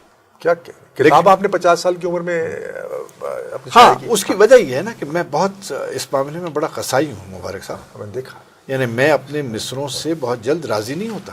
میں نے صفاقی دیکھی ہے آپ کی اپنے ساتھ بھی، اور بلکہ یہ میں کہنے لگا تھا آپ کے تعارف میں، ذہن سے بات اتر گئی کہ غزل کی جو معنویت ہے، اس کا جو حسن معنی ہے، معنی اور حسن معنی، اور جو لفظ ہے آپ نے وہ دائرہ کھینچ دیا، لفظ اور معنی ایک دوسرے کے پیچھے بھاگ رہے ہیں، یہ کام کیا. یہ نہیں ضروری ہے. دیکھیے اسی کو تو تہداری کہتے ہیں نا. دیکھیے میں آپ سے یہ کہنا چاہ رہا ہوں کہ اب آج کی شاعری میں اور ہم جس شاعری کے رسیاں ہیں اس میں فرق یہ ہے کہ آج تو شاعری جو ہے نیوز ہے. ہم تو ویوز کے لوگ ہیں. ویوز کی وجہ کیا کہنے. ہم تو یہ بتانا چاہتے ہیں کہ اس تجربے کے بعد آپ کو کیا خوشی ہوئی وہ لکھیے، اس تجربے کے رد عمل میں آپ کو کیا غم حاصل ہوا وہ لکھیے. یہاں تو یہ لکھا جا رہا ہے کہ مثلا وہ سیدھا سیدھا کہ ایک نظم جیسے سڑک پر ایکسیڈنٹ ہو گیا تھا اور بچہ ایک خون میں لت پت گرا ہوا تھا، یہ نظم بہت اچھی بات کہی تھی نا وہ، کہ انہوں نے کہی تھی سلیم احمد نے پروین شاکر سے. پروین نے کہا کہ آپ نے سب نے لکھا مجھ پہ مضمون، آپ نے نہیں لکھا میرے لیے مضمون کوئی. تو انہوں نے کہا بی بی بس شاعری اور ڈائری میں فرق کر لو تو پھر میں لکھوں گا. کیا کہنے، کیا کہنے، بہت اچھا. یعنی کیا دیکھی کتنی بڑی بات یہ بہت ہی عمدہ بات. کیا کہنے کہ شاعری اور ڈائری میں آپ فرق کیجیے. واہ واہ واہ. تو اصل بات یہی ہے کہ آپ کو وہ جو آپ نے کہا نا لفظ کے ساتھ اس کی معنویت ہونی چاہیے، معنی اس کے ساتھ لپیٹے ہوئے ہوں دونوں ارد گرد، تو اس سے بات بھی چلتی ہے آگے. لیکن یہ کچھ نہیں ہے. آپ دیکھیے اگر کیونکہ میں تو میری ایک جو سب سے بڑی بات میری تربیت میں رکھی گئی، میرے والد نے بھی مجھے سکھائی تھی، پھر بخاری نے بھی مجھے بتایا تھا، اور لوگوں نے بھی یہ بتایا تھا. خود ناصر بھائی یہ کہتے تھے کہ مقدار سے معیار نہیں قائم کرنا. کیا کہنے، کیا کہنے. معیار نہ کثیر ہوتا ہے نہ قلیل ہوتا ہے. مثلا 300 غزلیں یا 800 غزلیں، اس کا کوئی کام نہیں ہے. ایک معیار ہوتا ہے. دیکھیے بنیادی طور پر آپ کو یہ آگاہی ہوتی ہے. آپ میری کتاب پڑھ کر بھی اگر آپ کی گرہ میں میرے 2 شعر آ گئے تو میں کہوں گا کہ میں کامیاب ہوں. کیا کہنے، یہی ہے بات. یعنی مجھے آج تک اس بات پہ خوشی ہوتی ہے کہ جب بھی شہزاد احمد مجھے ملتے ہیں کہتے ہیں یار مجھے تو تیرا تعارف ناصر کاظمی نے کرایا تھا، کراچی سے تیرا شعر لے کے آئے تھے اور مجھے شعر سنایا تھا تیرا. میں اس بات پر ہی اپنے لیے بڑی اعزاز سمجھتا ہوں کہ کون سا ناصر شعر کا سنایا تھا مجھے یاد نہیں ہے، لیکن اب میں بتا رہا ہوں پرانی کیا کہنے. واہ واہ. تو ایسی باتیں یہ جو ہیں کہ یہ سے آدمی کو وہ نہیں ہو جانا چاہیے، یعنی کیا کہنا چاہیے، اپنے حدود سے باہر نہیں ہو جانا چاہیے. ٹھیک، بالکل ٹھیک. یعنی یہ چیزیں آدمی کو یعنی یہ اس کی تربیت اور اس کی پرداخت اور اس کی صورتحال کو مہمیز اور آگے بڑھانے میں آنی چاہیے. لیکن ایسا نہیں کہ اس کو لے کر وہ کسی سوڈو یا فیک صورتحال کی طرف، جیسا کہ منظر آپ دیکھیے. اب آپ خود دیکھ لیجئے کہ کیسی صورتحال چل رہی ہے، کیا ہے. پھر دوسری چیز یہ کہ ثقافتی طور پر دیکھیے ادب کو. بالکل. کیوں کہ لوگوں نے ادبی سماجیات پر غور کرنا شروع کر دیا. یہ ادبی سماجیات خوب ہے، دیکھیے بہت نا. خوب. پھر یہ کہ ادب میں بہت سے لوگ ایسے ہیں کہ بلحاظ عہدہ شاعری کر رہے ہیں، اچھا ہے. بہت سے لوگ بلحاظ کالم شاعری کر رہے ہیں، بہت اچھا. بہت سے لوگ بلحاظ ٹی وی سیریل مشہور ہیں تو وہ ادب میں کام کر رہے ہیں، شاعری میں. اچھا کہا. یعنی آپ کو میں یہ کہنا چاہتا ہوں کہ بنیادی طور پر آپ کو یہ بھی دیکھنا چاہیے کہ خالصتاً شعر کی بنیاد پر کون کھڑا ہے. ہاں، اگر فیصلہ بحیثیت شاعر یا شاعری کے ہو رہا ہے پھر وہی بات دیکھی جائے. یہ نہ دیکھا جائے کہ اس نے کالم کیسا لکھا ہے یا اس نے اب تو بھائی سواش کتنی کھیلی ہے. بہت سے لوگ میں جانتا ہوں، بہت سے لوگ ایسے ہیں. میں تو مجھے وہ بھی مشاعرہ یاد ہے کہ جس میں ایک سینیٹر شاعر اس بات پر انہوں نے آخر میں پڑھا تھا، ضمیر جعفری کے بعد پڑھا تھا کہ وہ سینیٹر ہے. بہت افسوسناک بات ہے. تو یہ تو بلحاظ عہدہ ہو گیا. بہت بلحاظ عہدہ ہو گیا. تو میرے کہنے کا مطلب یہ ہے کہ یہ ان چیزوں نے وہ جو ویلیوز تھے، جو اقدار تھے، اس کو مجروح کیا. کیا کیا. ٹھیک ہے نا. بالکل. دیکھیے اگر جوائنٹ فیملی سسٹم ٹوٹ گیا ہے، ختم ہو گیا ہے، تو اب اس کا مطلب یہ تو نہیں ہے کہ ماں باپ کا احترام ختم ہو جائے، بڑے بھائی کا، بڑی بہن کا احترام ختم ہو جائے، جو ہو رہا ہے رشتے ٹوٹ جائیں. نہیں، یعنی آپ اس کا مطلب یہ وہ نہیں آپ ہے. ایک نظام کو اپنی آسانی کے لیے اس کو تقسیم در تقسیم آسانی موومنٹ کے لیے کر رہے ہیں آپ. نہیں اس کی لاجسٹکس ہاں، یعنی آپ نے اس کی مختلف اس کی ایک اکائی کو ختم کر کے مختلف اکائیاں بنا لی.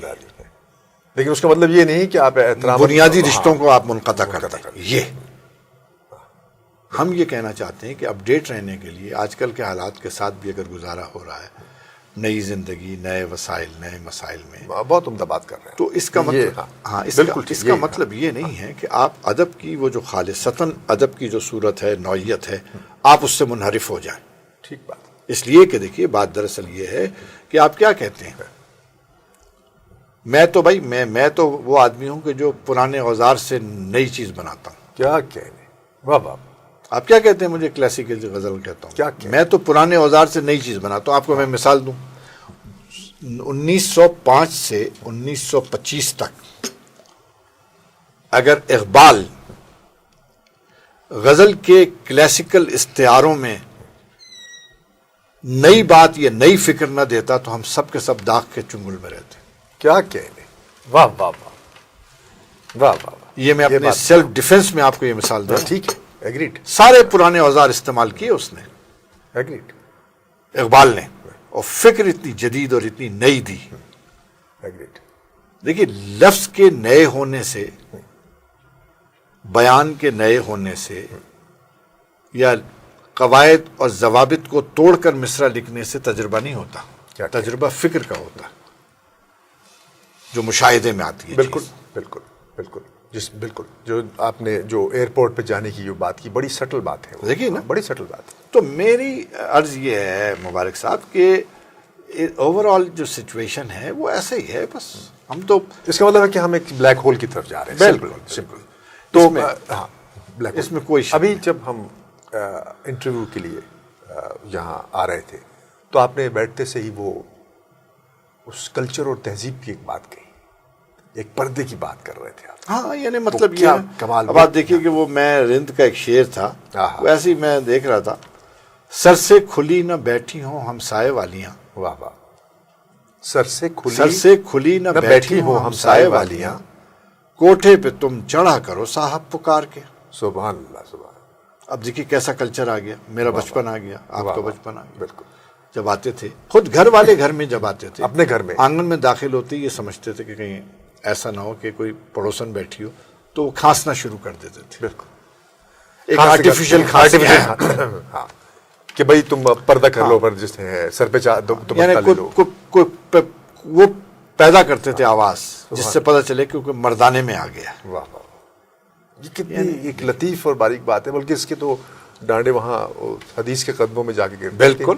کہ تین وہ ہاں دستک دینی ہے 3 مرتبہ، پھر واپس چلے آنا ہے اگر آواز. تو ایسی صورت میں یہ سب ساری چیزیں، یہ سب یہ کیا ہے؟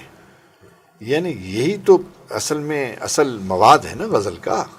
کیا کہ غزل بنیادی طور پر یہیں سے تعمیر ہوتی ہے نا. کیا یعنی اب آپ دیکھیے نا کہ اس کی اور کیا جمالیات آئے گی، ساری چیزیں کیسے ہوں گی، آپ کسی کو بھی دیکھ لیں.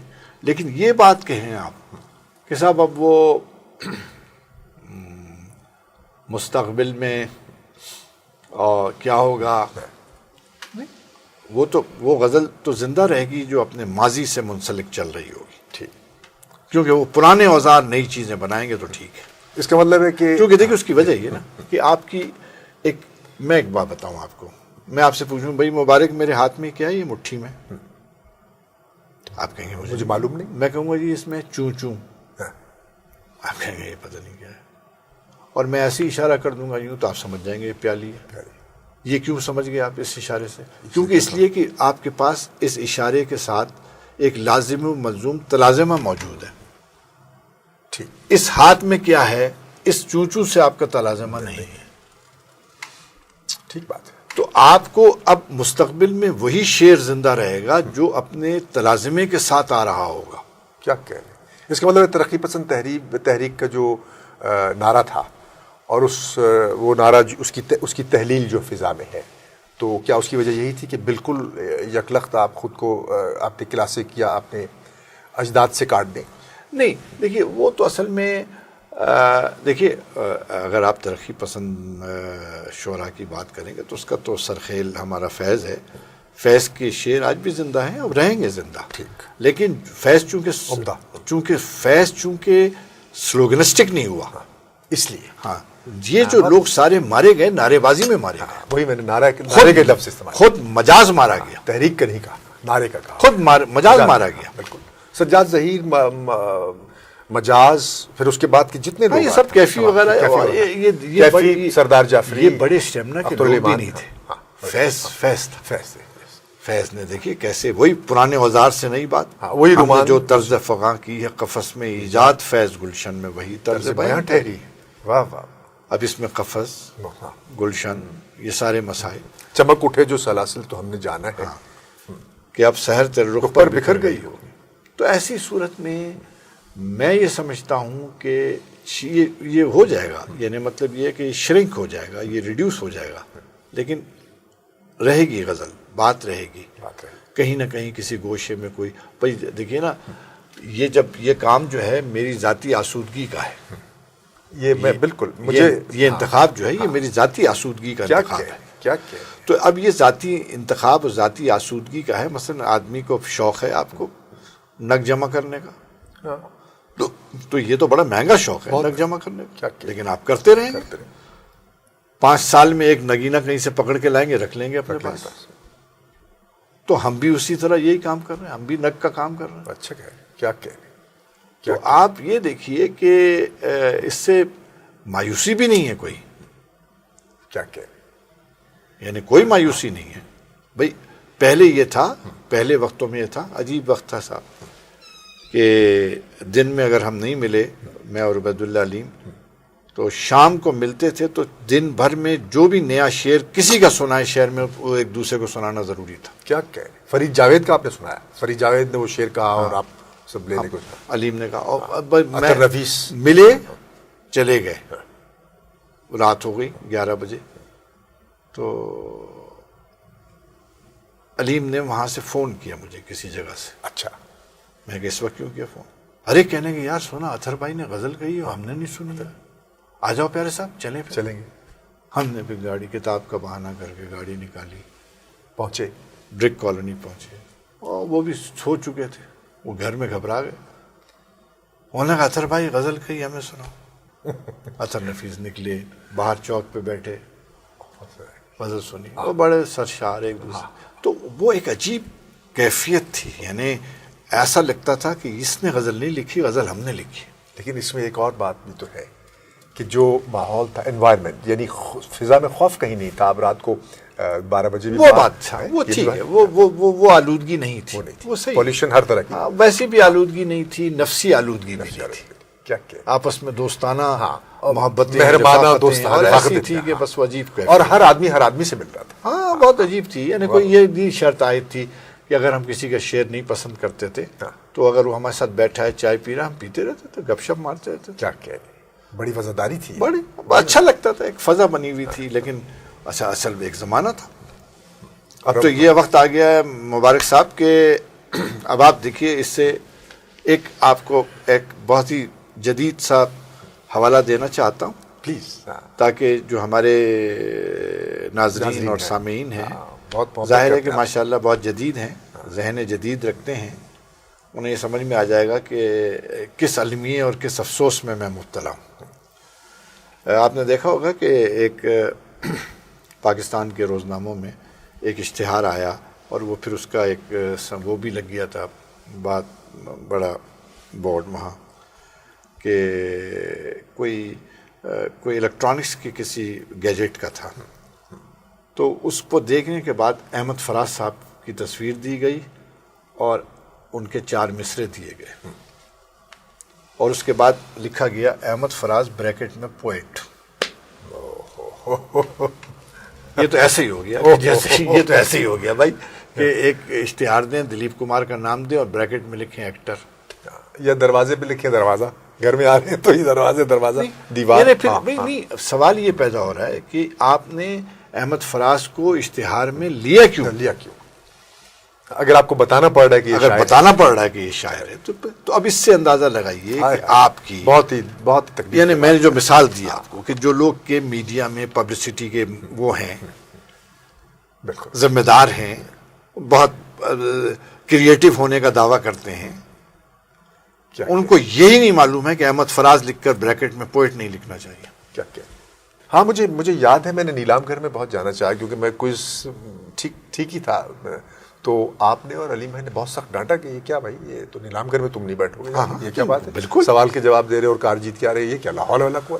نہیں وہ تو ایسا ہی ہے، تو گیمکس ہیں نا. میرے کہنے کا مطلب یہ ہے کہ بہرحال اس میں آپ دیکھیے یہ ہے، اور ادب کی موجودہ فضا اور یہ وہ پھر جیسے میں نے کہا مدرسوں سے اسکولوں سے جو ہوتی ہے وہاں کمزور ہے. پھر اس کے بعد حکومتی سطح پر، کیونکہ بنیادی طور پر حکومتی سطح پر یہ ہوتا ہے نا کہ چونکہ ہمارے یہاں ایڈاکزم بہت ہے، ایڈاکزم نے ادارہ شکنی کی ہے، ٹھیک بات ہے، ادارہ سازی نہیں کی، اور جو ادارے ہیں وہاں پر ادارہ گیر آ کے بیٹھے ہوئے ہیں. کیا یعنی اب ان کو انجمن ترقی اردو سے علی صاحب کو چلے جانا چاہیے، مگر پچھلے 40 سال سے علی صاحب بیٹھے. بھئی اگر آپ اپنی موجودگی میں اپنے کسی جونیئر کو نہیں گائیڈ کریں گے تو کون آ کے بتائے گا کیا ہوتا تھا. ٹھیک بات.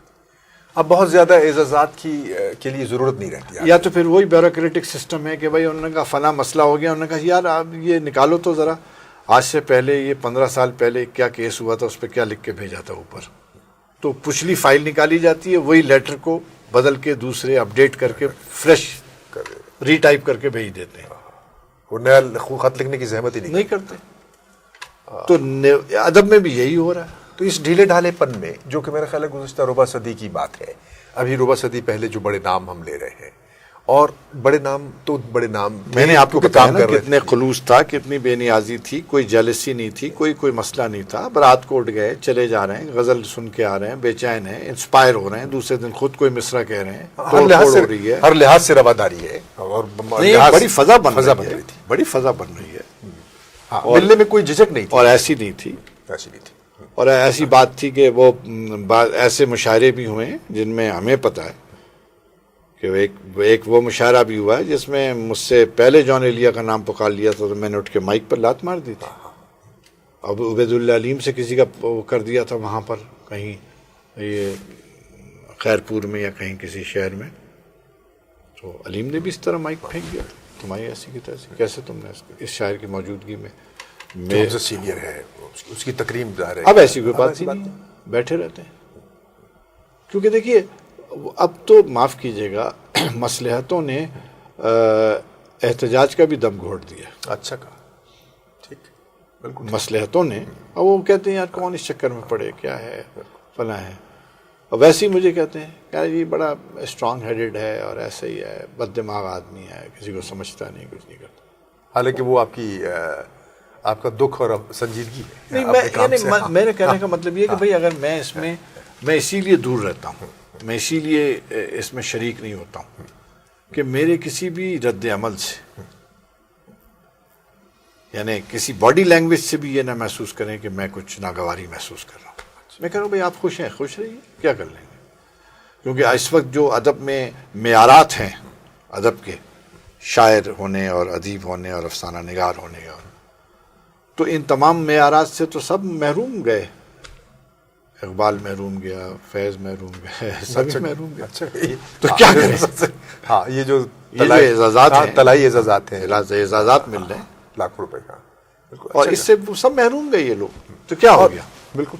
یہ بتائیے کہ اب جو اسی کنٹینیوشن میں، تو اسی تسلسل میں جو آپ روشنی ڈال رہے ہیں اتنی ادب کی صورتحال پر، زبان اردو کا کیا مستقبل سمجھتے ہیں آپ؟ زبان چلتی رہے گی اور بگڑی ہوئی حالت میں چلتی رہے گی. یعنی اس کو میرے کہنے کا مطلب یہ ہے کہ چونکہ اس زبان کی تو مرحلے بعد میں آئیں گے، ابھی تلفظ کی اصلاح کرنے والے نہیں رہے. کیا آپ کو پتہ ہے کہ پہلے زمانے میں، یعنی ابتدائی زمانے میں ریڈیو پاکستان میں زید بخاری نے، یہ ارم لکھنوی اور تابش دہلوی کس بات پہ ریڈیو میں ملازم تھے؟ صرف اس بات پر کہ ریڈیو کے خبرنامے سے لے کر ڈراموں کی اسکرپٹ تک میں تلفظ پر وہ کام کرتے تھے. یعنی وہ 4 گھنٹے بیٹھے ہوئے خاموش، ریڈیو سن رہے ہیں بس، اور ایک شیٹ ہے ان کے سامنے، اس پر لکھتے جاتے ہیں اغلاط جو ہے، اغلاط، تلفظ کی اغلاط. کیونکہ وہ کہتے تھے، بخاری صاحب یہ کہتے تھے کہ بھائی یہ جو نشرکاری ہے یہ خود ایک بنیادی تعلیم ہے. ہاں یہی ہے.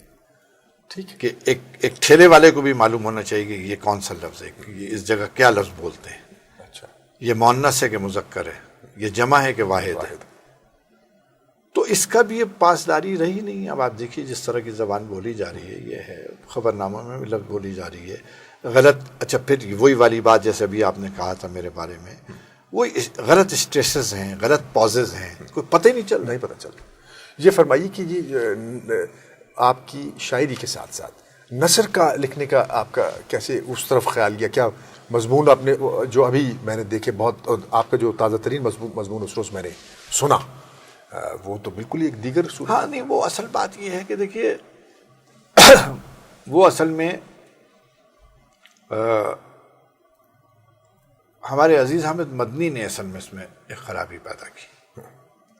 اچھا ہاں وہ کیا؟ کہ ان سے ہم نے کہا کہ خیر ان کے یہاں تو چونکہ ہم ریڈیو کے بزم طلباء اور یونیورسٹی میگزین میں جاتے آتے تھے، ان کو معلوم تھا. تو ایک دن اچانک ان کے کمرے میں چلا گیا. تو پہلے تو 5-10 منٹ تو متوجہ نہیں ہوئے. ان کی توہین تھی کہ اتنا بڑا، اتنا جونیئر آدمی کیسے آ گیا کمرے میں. میں نے پھر وہ خوش آمدانہ لفظوں سے ان کو متوجہ کیا اپنی طرف، اور کرتا رہا، ان کے شعر پڑھتا رہا. وہ تو انہوں نے دیکھا کہ بڑے میرے شعر یاد ہیں. اور بعض ایسی غزلوں کا میں نے شعر سنا ہے کہ جس کو انہوں نے دشت امکان میں چھاپا نہیں، لیکن رسالوں میں تھی تو میں نے وہاں سے پڑھ دی. واہ. تو اس سے ذرا یہی کام میں نے مصطفیٰ زیدی کے ساتھ بھی کیا تھا کہ کتابوں میں جو شعر نہیں چھاپے مجموعے میں، ان شعروں سے میں نے ان کو مار لگائی. انہیں کے شعر. ہاں یہ ٹیکنیک تھی. اچھا کہا. تو اس پر خیر سے اس زمانے میں حافظہ بھی اچھا تھا، چل جاتی تھی بات. تو میں یہ کہہ رہا تھا آپ سے کہ میں ابھی کیا کہہ رہا تھا، بھول گیا اس میں مصطفیٰ زیدی کی بات پہ. وہ بات وہاں سے لے کر آئے تھے آپ، تلفظ سے شروع. ہاں تلفظ کی معاملات میں وہ اتنے سخت ہے. کیا کہا آپ نے، ایسے ایسے یوں ایسے. تو یہ اس نے سب سے پہلے مجبور کیا کہ یار تلفظ درست ہونا چاہیے. لیکن آپ یعنی ایک بات آپ کو یاد ہوگی کہ ایک دن آپ نے بھی مجھ سے کہا کہ آپ نے قاف کو خے کہہ دیا تھا. وہ تو میں آپ کو چھیڑ رہا تھا حیدرآباد کے لیے. وہ ظاہر ہے، وہ تو ظاہر ہے میرا وہ تو میرا برتھ رائٹ ہے. وہ تو میرا برتھ رائٹ ہے. میں نے وہ مجھے اچھا لگا. قیامت ہے آپ کا. نہیں وہ مجھے اچھا لگا کیونکہ میں نے حالانکہ میں بہت محتاط بولتا ہوں، بہت کبھی نہیں پکڑے گا. خود میرے والد بھی اتنی جو وہ تو اتنے بڑے خطیب تھے کہ لیکن اس کی وجہ سے نہیں بولتے تھے. لیکن یہ کہ ایک رو میں آ گئی ہوگی. میں آپ سے یہ کہنا چاہ رہا ہوں کہ وہ جو ہے یہ ساری پریشانیاں جو پیدا ہوئی ہیں، یعنی یہ کمزور سمجھوتوں سے، یہ کمپرومائزز جو ہوتے گئے، چھوڑا یار تلفظ، انہوں نے کہا چھوڑا یار اس کو. تو اس سے جو ہے کہ وہ جو ایک ادب کی کو جو ایک سنجیدگی درکار تھی وہ معدوم ہو گئی. سنجیدگی ختم ہو گئی نا.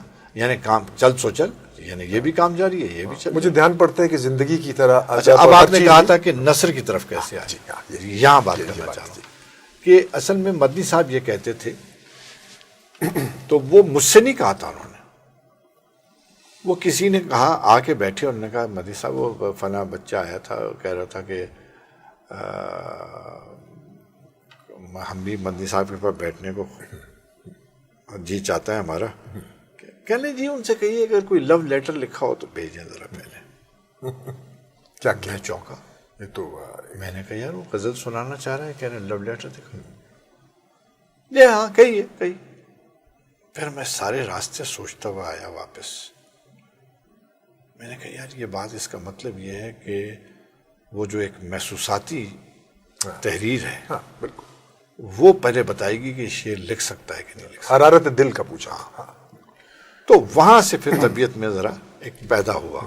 اولیاء کی بات ہے. ہاں بڑی عجیب بات تھی. اس دن سے طبیعت پیدا، طالب علم ہی کا زمانہ تھا، لہذا میں نے لکھنا شروع کر دیا. تو مجھے اچھی طرح یاد ہے کہ اس وقت نیا نیا اخبار جہاں آیا تھا اور نذیر ناجی اس کے ایڈیٹر تھے. تو میں نے ایک لکھا تھا مشگاں تو کھول شہر کو سیلاب لے گیا. وہ بڑا مضمون لکھا، بہت اچھا، سب نے تعریف کی، خود مدنی صاحب نے مجھ سے تعریف کی کہ بھئی یہ کمال ہے یہ. اب جب مجھے میری پذیرائی ہوئی، بڑے لوگ زندہ تھے اس وقت، بخاری صاحب نے مجھے کیا، اور نیا نیا اخبار جہاں آیا تھا تو لہذا اس کا دائرۂ اثر بھی وسیع تھا. تو انہوں نے مجھے کہا کہ بھائی کمال ہے یہ، اچھا ہے بھائی، خوب لکھو بھائی. یہاں سے بس بات چل پڑی.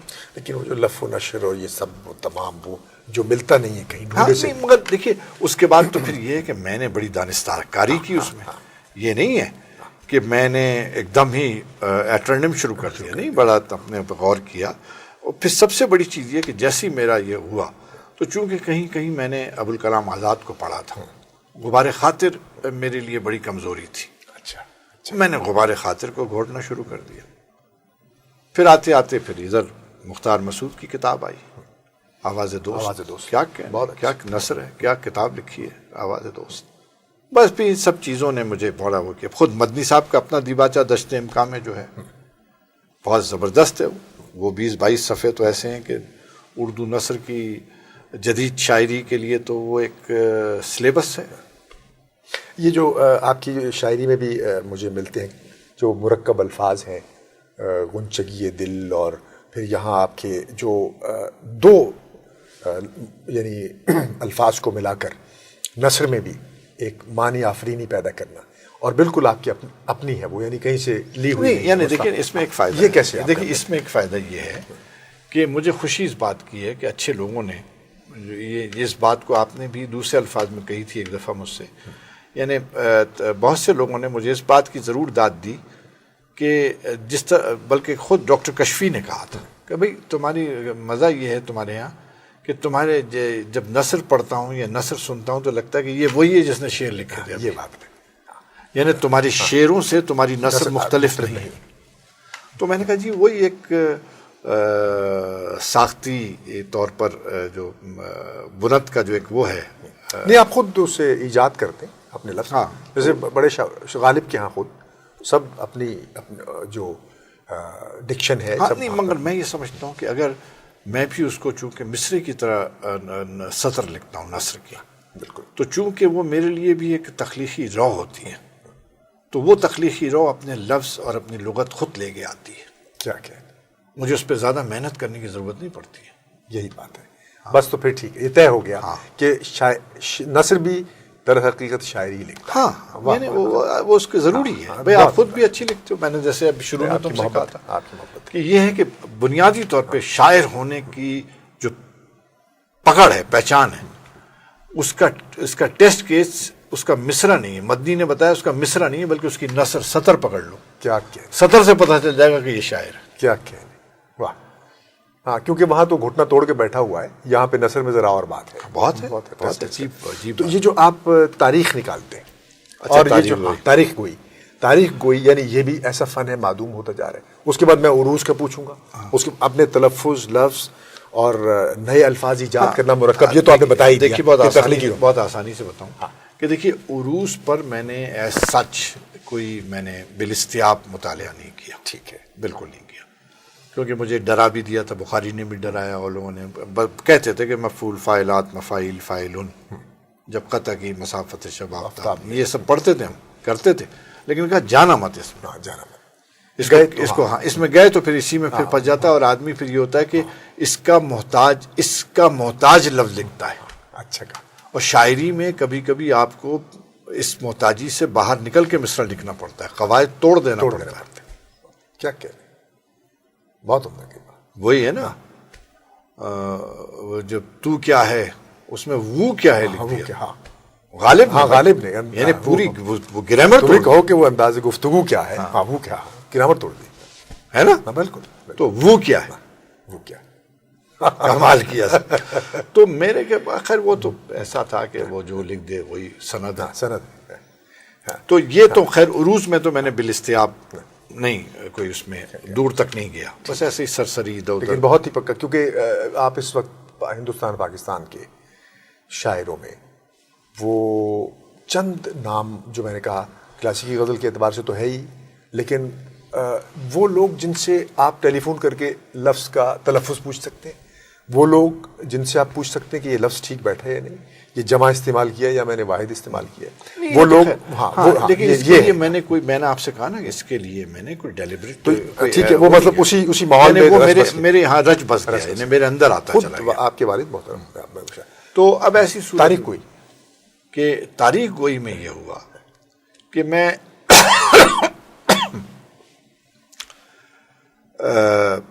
یعنی میں نے اصل میں میرے ذہن میں یہ اب میری یعنی یہ اطلاع یہ مجھے ملی کہ ناصر کاظمی کی بنیادی تربیت میں حفیظ ہوشیارپوری کا ہاتھ. اچھا ٹھیک. تو حفیظ صاحب ریڈیو کی ریٹائرمنٹ کے بعد ایک کانٹریکٹ پر آ گئے، قرآن حکیم اور ہماری زندگی کو مرتب کرنے لگے، اس کے پروگرامز کی پوری سیریز کو. تو وہ بھی وہاں بیٹھنے لگے تھے یہاں. تو میں نے وہ کبھی کبھی مل جاتے تھے مشاعروں میں، چونکہ میں نے کمپیئرنگ کی تو ان کا نام پکارا، ان سے بہت مؤدبانہ ملتا تھا، وہ سر پہ ہاتھ پھیرتے تھے. اور ایک آدھ دفعہ مجھے یاد ہے کہ میں نے ایک لفظ کو ہلکے سے پڑھا، یعنی وہ چاہتے تھے کہ وہاں چونکہ ریڈیو کے آدمی تھے وہ بھی، تو انہوں نے مجھے روک کے بعد میں بیچ میں مشاعرے کا وقفہ جب چائے کا ہوا تو کہنے لگے نہیں اسے بھی اوپر پڑھو. میں نے پوچھا کہ آواز اوپر کرو تب مصرع اور کھل جائے گا. تو اس طرح وہ میرے نزدیک تھے. تو میں جان کے دانستہ ہر دوسرے تیسرے دن پہنچ جاتا تھا، سب میں نے یہ لکھا ذرا سن لیجیے ٹھیک ہے یا نہیں، اور کچھ. تو ایک دن جب میں ان کے پاس پہنچا تو اخبار رکھا ہوا تھا روزنامہ اردو کا، اور اس پر ایک پینسل سے چونکہ دو سرے ہوتے تھے، ایک نیلا سرا ہوتا تھا اور ایک لال، تو اس سے انہوں نے یہ کر رکھا تھا خبر جو اس کے اخبار کی خبریں تھیں اس میں کہیں عین بنا رکھا تھا، کہیں ہے بنا رکھا تھا، کہیں عین بنا رکھا تھا، کہیں ہے، پورے اخبار پہ. تو میری ایسی نظر پڑی، وہ ٹیلی فون اٹھائے ہوئے تھے، بات کر رہے تھے کسی سے. میں نے کہا شاید کوئی زبان کی غلطی ہے، کیا ہے، کیوں اس طرح کیا ہے.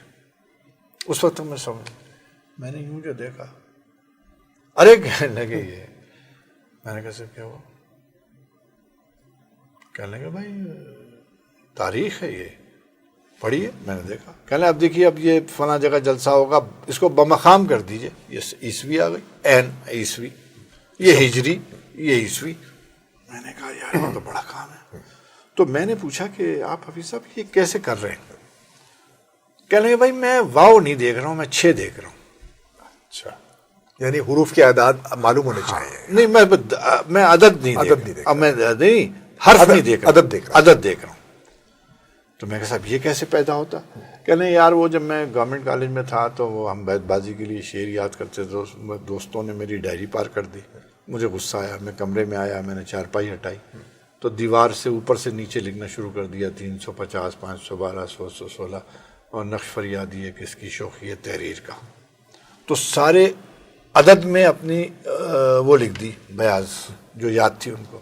واہ، کہ اب چراؤ. تو جو ساتھی تھے وہ یہ اس کے وہ جو ابجد کے وہ تھے عادات، اس سے واقف ہی نہیں تھے. تو اس سے کہنے کے میں دیکھتی سمجھ جاتا تھا یہ مصرع وہ ہے. اس نے ان کی پریکٹس کو وہ کیا تو مجھے بھی شوق پڑ گیا. تو میں نے شروع کیا کام، آ کے جوڑنا شروع کیا آہستہ آہستہ. تو بس جب کرنے لگا تو پھر رواں ہو گیا. پھر میں نے ایک آدھ مصرع لکھ کے ان کو دکھایا، بڑے خوش ہوئے. پھر انہوں نے مجھے بتایا یہ ایسے یوں نہیں، ایسے ہوتا ہے، ایسے ہوتا ہے، ایسے ہوتا ہے. ایک مصرے میں یوں لکھے، کیونکہ دیکھیے نا انہوں نے مصرع لکھا تھا نا لیاقت علی خان کا کہ اقبال کے مصرے سے صلہ شہید کیا ہے تب جاویدانہ، کمال مصرع. اور دیکھیے یہی حفیظ کی ہوشیارپوری کا میرے اوپر وہ تھا امپیکٹ کہ جب جوش کا انتقال ہوا تو میں نے جوش کے مصرے سے تاریخ نکالی. میں شاعر آخر الزماں ہوں ہے جوش 1982. تو اس طرح میں اور اس سے کم نکالتا ہوں کیونکہ آپ نے پچھلے دنوں میں نے دیکھا تھا ہاشم رضا کی شاید آپ نے. ہاں میں نے جب اس لیے کہ جو لوگ کے ان لوگوں کی میں نے تاریخیں نکالی ہیں جو تاریخ گوئی سے یا تو وہ یا ان سے متعلقہ لوگ اس کو سمجھتے کیا تو اسی لیے تاریخ گوئی کی طرف بھی رہے کیا اور کیا کچھ نہیں بات. فارسی کی طرف کیسے آئے مثلا ہاں ہما وقت اردو میں رہنا؟ ہاں اس کی وجہ یہ تھی کہ چونکہ یہ تو بخاری صاحب کے زمانے سے کام شروع ہو گیا تھا تھوڑا تھوڑا، کیونکہ وہ ہر بات میں ہر دوسرے میں حافظ کوٹ کر دیتے تھے. کیونکہ اچھا پھر ان کے اندر ایک اور بھی خوبی یہ تھی کہ حافظ کے دیوان سے وہ استخارہ لیتے تھے. اچھا وہ استخارہ دیکھتے کوٹتے تھے. ہاں تو فال لینا جسے کہتے تھے، استخارہ لینا. تو وہ حافظ کے بڑے، بلکہ حافظ کے حافظ تھے. اچھا بہت اچھا. تو انہوں نے پڑھتے رہتے تو مجھے اچھا لگتا تھا پھر یہ ان کا پڑھنے کا سٹائل یہ.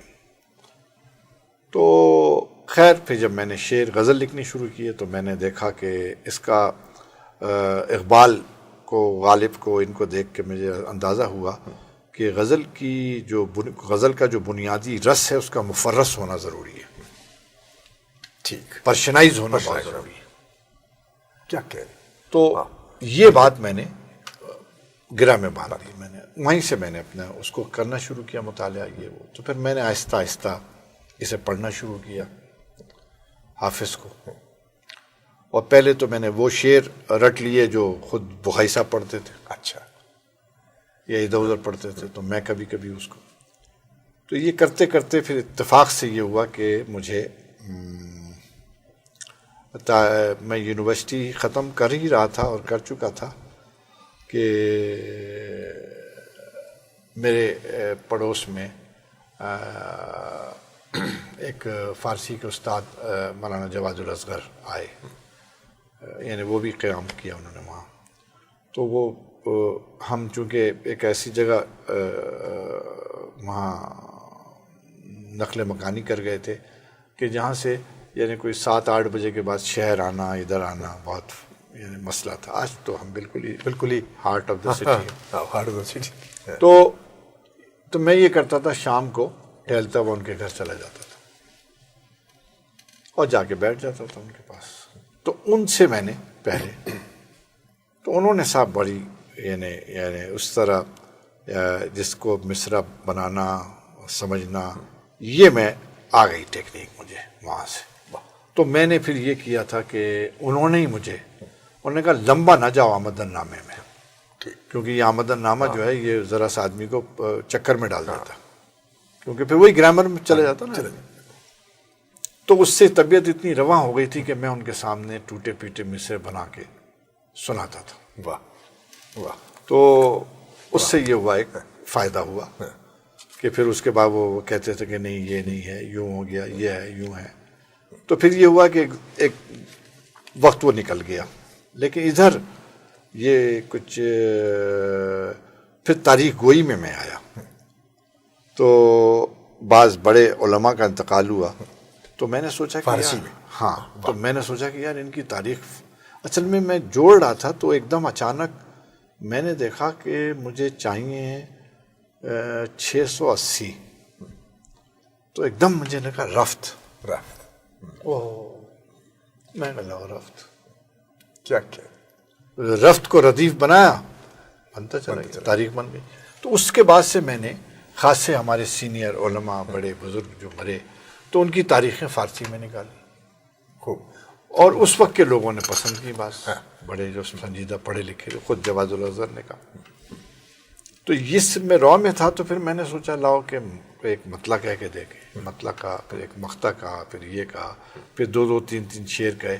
لیکن اس میں مشکل یہ تھی کہ کبھی اس میں یہ میں نے کیا کہ جمال پانی پتی چونکہ شغف رکھتے تھے فارسی سے، ادھر چونکہ یہ شروع کیا تھا 2-3 سال 4 سال پہلے، یعنی سن 2000 یعنی 97-98 میں. اچھا.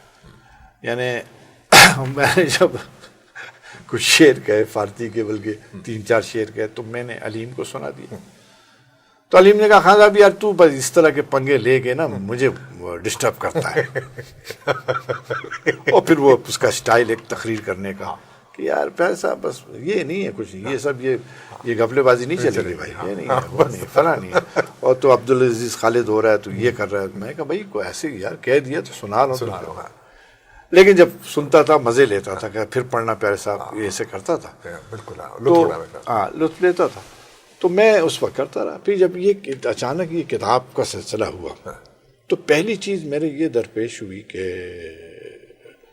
میں اس کے فلیپ کس سے لکھواؤں یہ وہ کروں. تو میں نے سوچا کہ یار فلیپ کسی سے لکھوانے سے بہتر یہ ہے کہ وہ جو بڑے شعراء جن کی کا میں اسیر ہوں کیا کیا تو ان کے اشعار سے غالب، اقبال، خانم فروخ، فرخزاد، یاس جگانا، رومی، حافظ، نظیری، عرفی، سائر.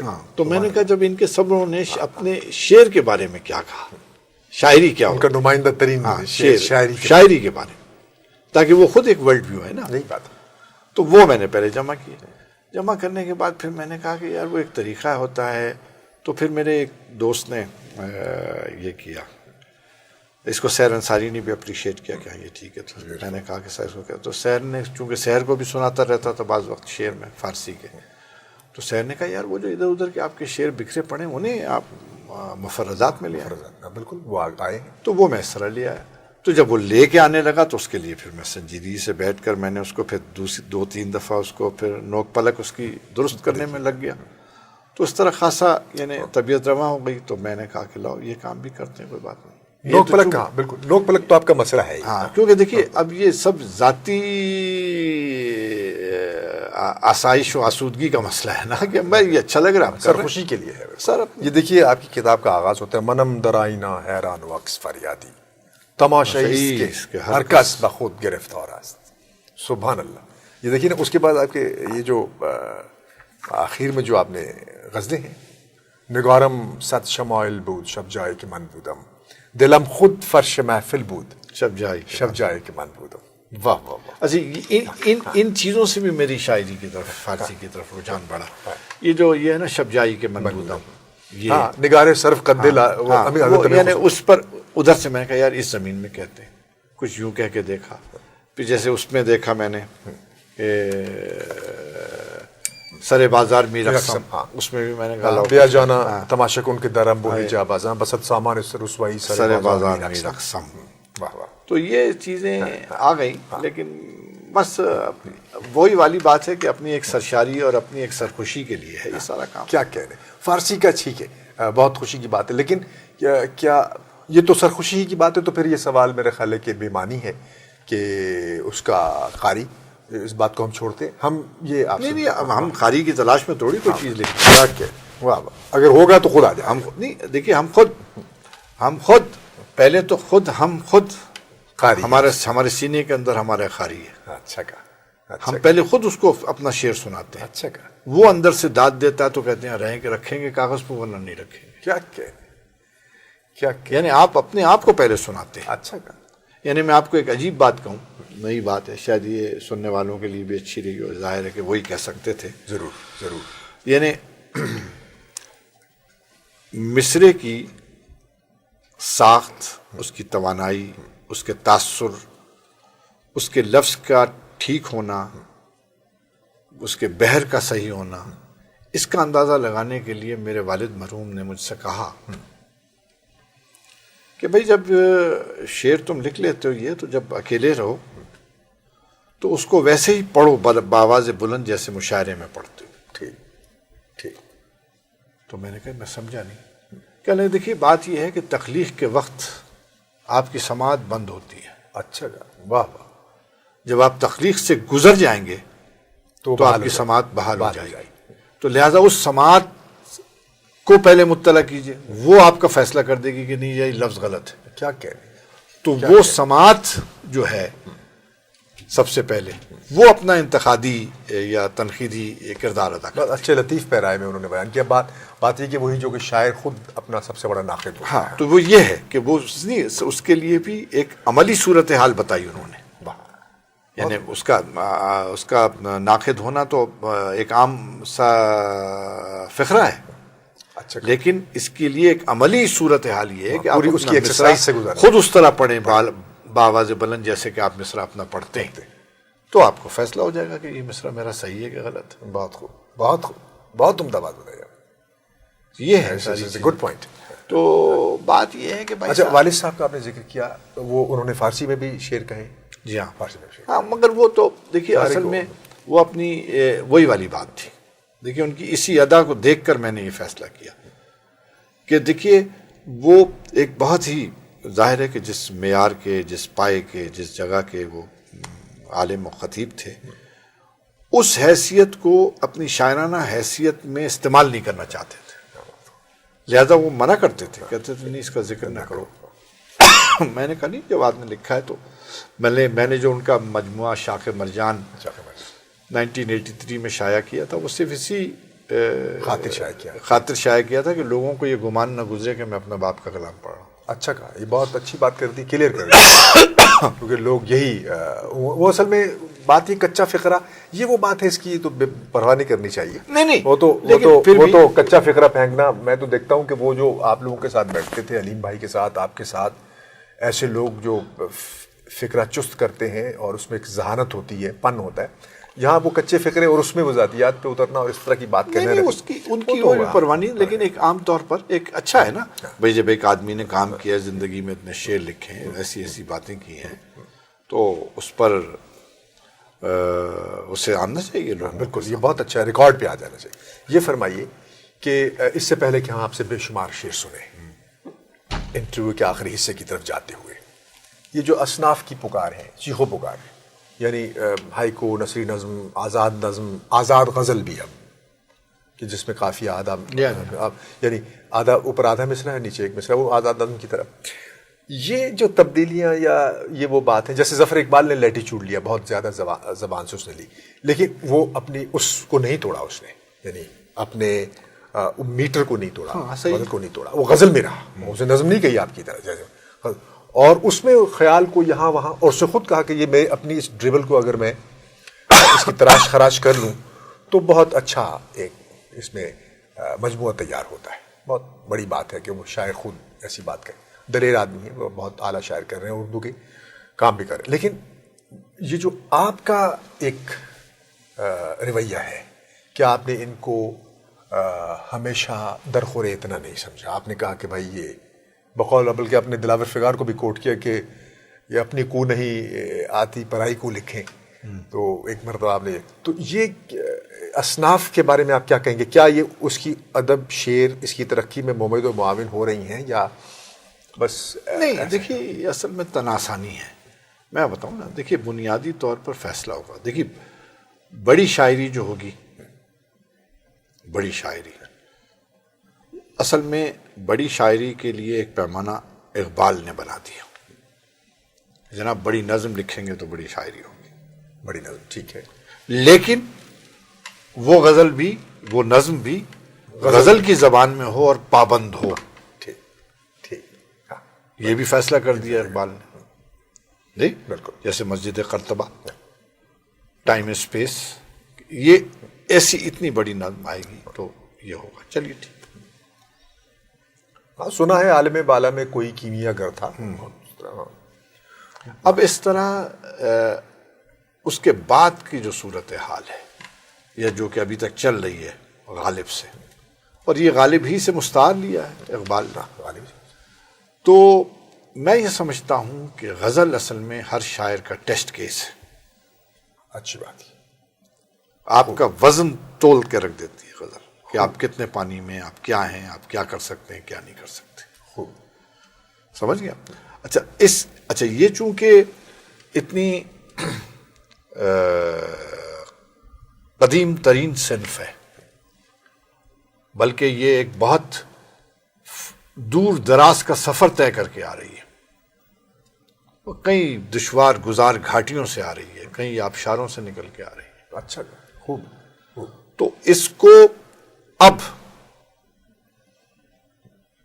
ایک ایسی جگہ پہ پہنچنا ہے یا ایسی جگہ آ کے ٹک سکتی ہے جہاں پر اس کو پورے اپنے لوازمات اور تلازمات کے ساتھ اس کی پذیرائی کی جائے تو یہ کھڑی رہے گی آپ کے ساتھ، بات ٹھیک ہے؟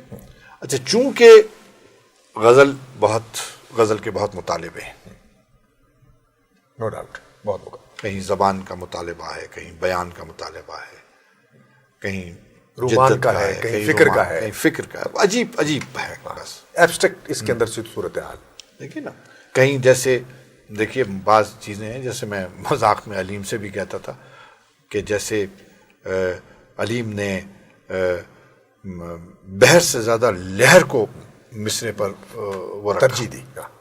یعنی جو والہانہ پن سے وہ مصرع لکھتا تھا ابھی تک کوئی نہیں لکھ پایا. ایک والہانہ پن ہوتا تھا. عمدہ بات. تو میں یہ کہنا چاہتا ہوں کہ یہ سب اس غزل کے مطالبوں میں شامل ہے. یعنی یہ عجیب بات ہے کہ بحر کی کمزوری ہے، زبان کچی ہے، مصرع کچا ہے جی، لیکن یہ اس کا مطالبہ ہے، غزل کا مطالبہ ہے نا. بالکل. کیا کہ اتنا خراب مصرع علیم نے لگایا اتنے بڑے مصرے پر. میں نے کہا یہ غالب کا مصرع تھا جو تو نے غالب سے چھین کے لے کے آیا. نغمہ اندو ہے سماعت ہے اثر ہونے تک. سبحان اللہ سبحان اللہ. یار یہ تو ایک غالب کا مصرع ہے. واہ واہ واہ. نغمہ اندوہ سماعت ہے اثر ہونے تک. سبحان اللہ. لکھتے ہیں اور نہیں جانتے لکھنے والے. پہلا مصرع پھرتوس. ٹھیک ہے. مگر اس کو چھوٹ اس بات پہ دے دی کہ نغمہ اندوہ سماعت ہے اثر ہونے تک. اس پر یہی کمزور مصرع لگتا تو یہ مصرع بڑا نظر آتا. کیا کہ واہ. یہ بھی ایک اس کا ایک حسن ہے. حسن. واہ. تو میں یہ کہہ رہا ہوں آپ سے کہ اتنی ملٹی فیسس صورت ہے اس کی، اور اتنا اس کا موزیک کلچر ہے. مذاکر. چھوٹا بڑا نیلا پیلا کالا سب غزل میں. تو اب آپ دیکھیے کہ چلیے صاحب ہائیکوز آ گئی، ایک پرائی صنف آ گئی جس کے لیے میں نے کہیں لکھا تھا کہ مجھے کہ آپ ہائیکوز نہیں لکھتے. تو میں نے کہا یار مجھے اجرتی صنف کا مشقتی شاعر ہونے کا شوق نہیں ہے. اچھا کہا. اچھا کہا. کیونکہ اجرت بہت مل رہی تھی. تو میں نے کہا یہ اجرتی صنف ہے. تو بات یہ ہے مبارک صاحب کہ ہائیکوز کے لیے ہائیکوز اچھی ہو سکتی ہے، یہ صنف بھی مضبوط ہو سکتی ہے، لیکن اس کو بڑے شاعر کا انتظار ہے. کیا کہ یہی بات ہے. جیسے میں کہتا ہوں نا نثری نظم لکھیں آپ. بالکل. نہج البلاغہ نثری نظم. ہاں بالکل. زبور پوری نثری نظم. گیتانجلی نثری نثری نظم. نظم. خلیل جبران پورا نثری نظم. تو پھر تو اب ایسی صورت میں بڑا آدمی چاہیے، بڑی فکر چاہیے. اور پھر کیا ہے دیکھیے نا، ایک اس کے باوجود بھی ایک مانوی آہنگ جو ہے یہ شاعری ہے. کیا کہ ہے نا کہ آدمی کے پاس ایک آہنگ ہے، مانوی آہنگ ہے، مانا بھی ہے اور وہ بھی ہے، آہنگ بھی ہے. چلیے صاحب یہ شاعری ہو گئی، لیکن آہنگ کی برجستگی ہے نثری نظم. بہت خوب کہا. بہت خوب. آپ نکتہ دیکھیے. بہت عمدہ. بہت میں اسے سمجھ رہا ہوں. یعنی وہ مانوی آہنگ ہے، یہ آہنگ کی برجستگی. یعنی اس کا امپلسو ریئیکشن ہے. ہاں. تو ایسی صورت میں اس طرح سے بڑی فکر چاہتی ہے، کیونکہ جب آپ نے قواعد سے تھوڑی سی روگردانی کرنا چاہتے ہیں، تھوڑا سا آپ آزاد ہونا چاہتے ہیں، تو جب آزاد فضا میں لکھنا چاہ رہے ہیں تو اس کے لیے بڑی فکر کی ضرورت ہے بھائی. یعنی فکر کے پھیلاؤ کی ضرورت ہے. اگر آپ بیان کی تنگی سے تنگ ہیں، اگر کچھ اور چاہیے وسعت میرے بیان کے لیے کہنا چاہ رہے ہیں آپ، تو اس کے لیے طاقت لائیے بھائی.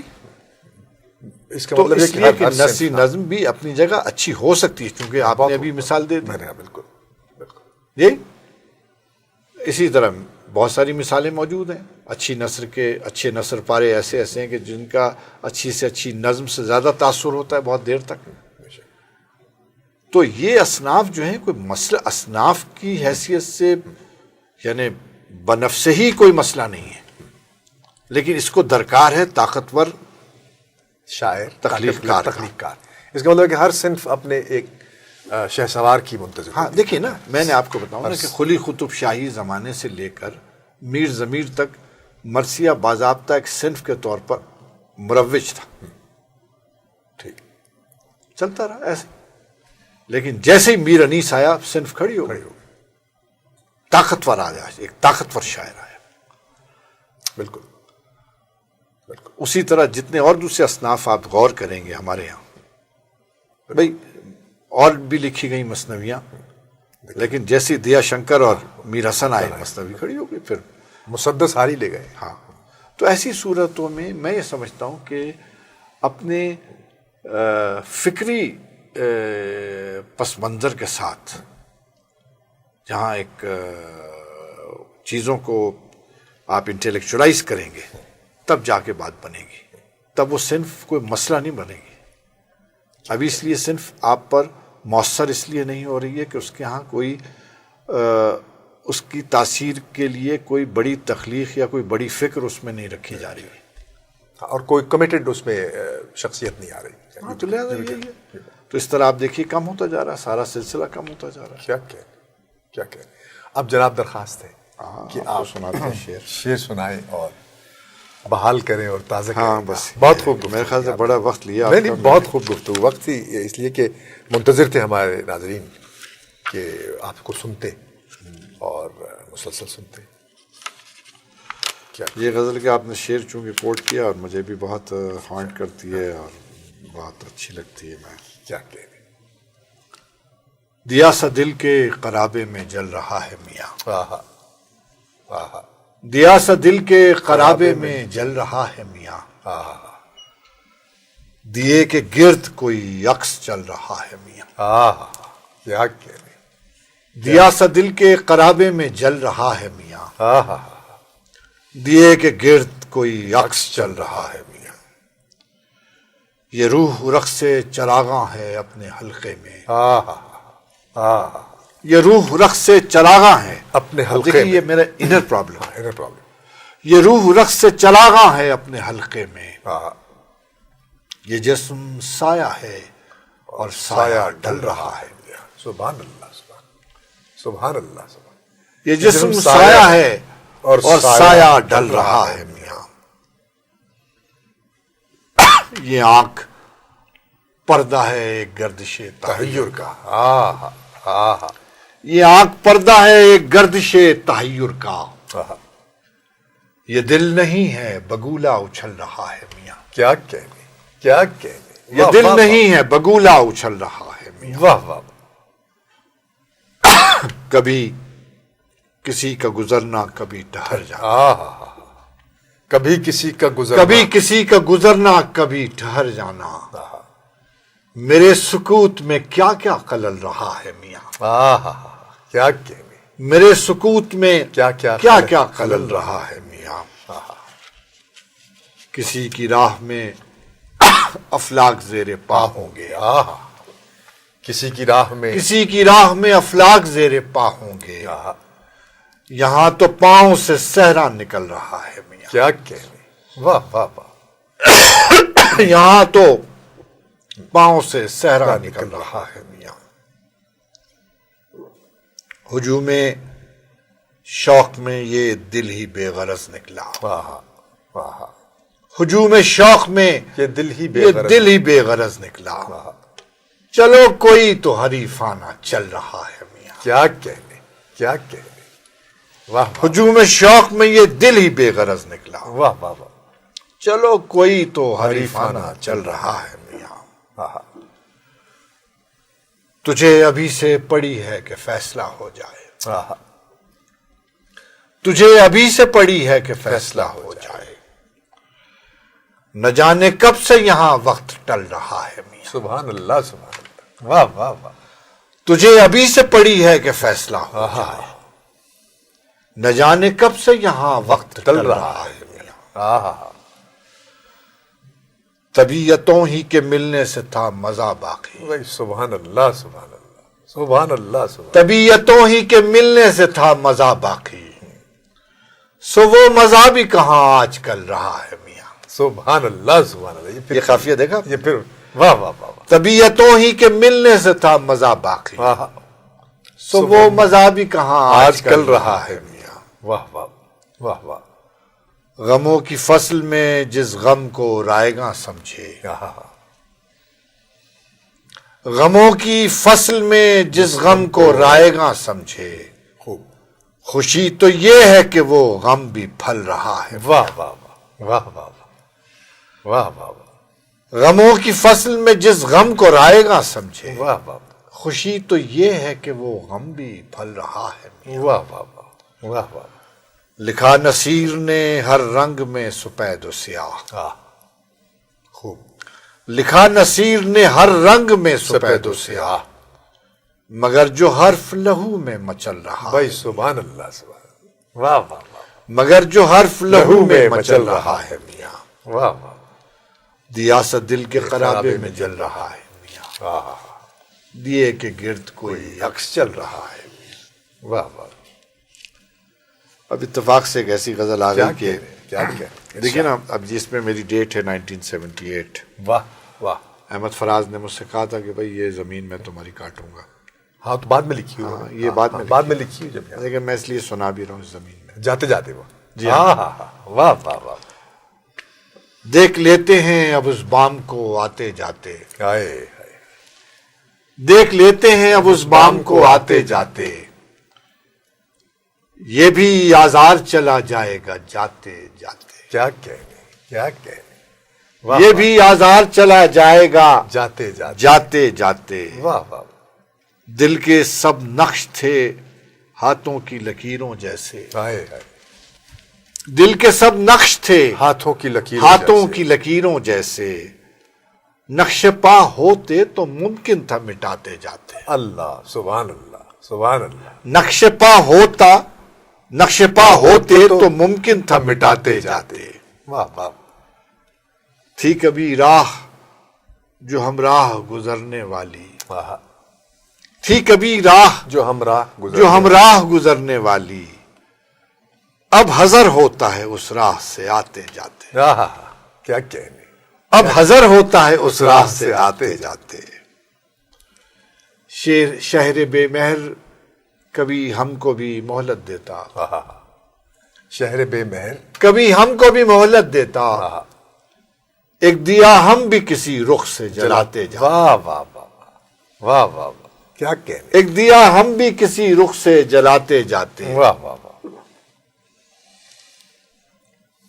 پارے ابرے گریزاں تھے کہ موسم اپنے، واہ، پارے ابرے گریزاں تھے کہ موسم اپنے، دور بھی رہتے مگر پاس بھی آتے جاتے، کیا کہنے، کیا کہنے، پارے ابرے گریزاں تھے کہ موسم واہ اپنے، واہ، دور بھی رہتے مگر پاس بھی آتے جاتے، ہر گھڑی ایک جدا غم ہے جدائی اس کی، واہ، ہر گھڑی ایک جدا غم ہے جدائی اس کی، واہ واہ، غم کی میعاد بھی وہ لے گیا جاتے جاتے، کیا کہنے، کیا کہنے، ہر گھڑی ایک جدا غم ہے جدائی اس کی، واہ سبحان اللہ، غم کی میعاد بھی وہ لے گیا جاتے جاتے، واہ واہ،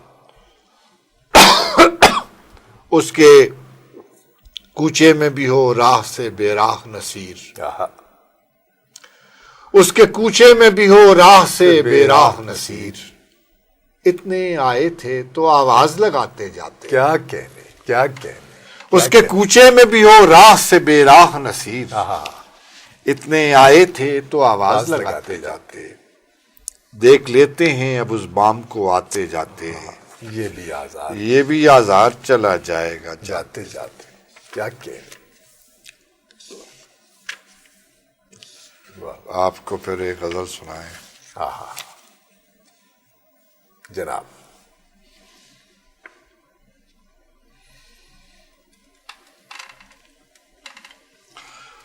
یہ سفر ہے حسرتوں کا، ہائے ہائے، اسے ناتمام رکھنا، کیا کہنے، کیا کہنے، یہ سفر ہے حسرتوں کا، اسے ناتمام رکھنا، کبھی یار دل شکن سے کبھی دل سے کام رکھنا، یہ سفر ہے حسرتوں کا، اسے ناتمام رکھنا، کبھی یار دل شکن سے کبھی دل سے کام رکھنا، واہ واہ، یوں ہی دور دور رہنا وہ ملے تو کچھ نہ کہنا، ہائے ہائے، ہائے ہائے، یوں ہی دور دور رہنا وہ ملے تو کچھ نہ کہنا، پس حرف بے تکلم اسے ہم کلام رکھنا، کیا کہنے، کیا کہنے، خوب خاموشی کی زبان لکھی، یوں ہی دور دور رہنا وہ ملے تو کچھ نہ کہنا، بہت خوب، پس حرف بے تکلم اسے ہم کلام رکھنا، کیا کہنے، کسی شام دل دہی سے کسی صبح جاں کنی تک، اللہ، سبحان اللہ، سبحان اللہ، کسی شام دل دہی سے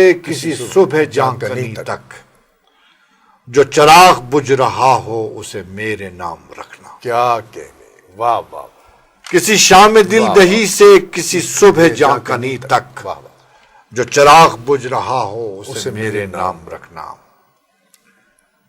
کسی یاد کی حنا کو گل دست شب بنانا.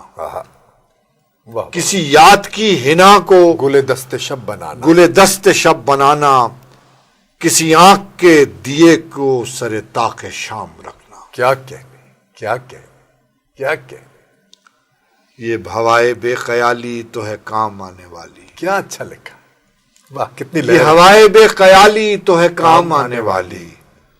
نہ کوئی گلہ گزاری نہ دعا سلام رکھنا. کیا کہنے، کیا کہنے. یہ ہوائے بے خیالی تو ہے کام آنے والی.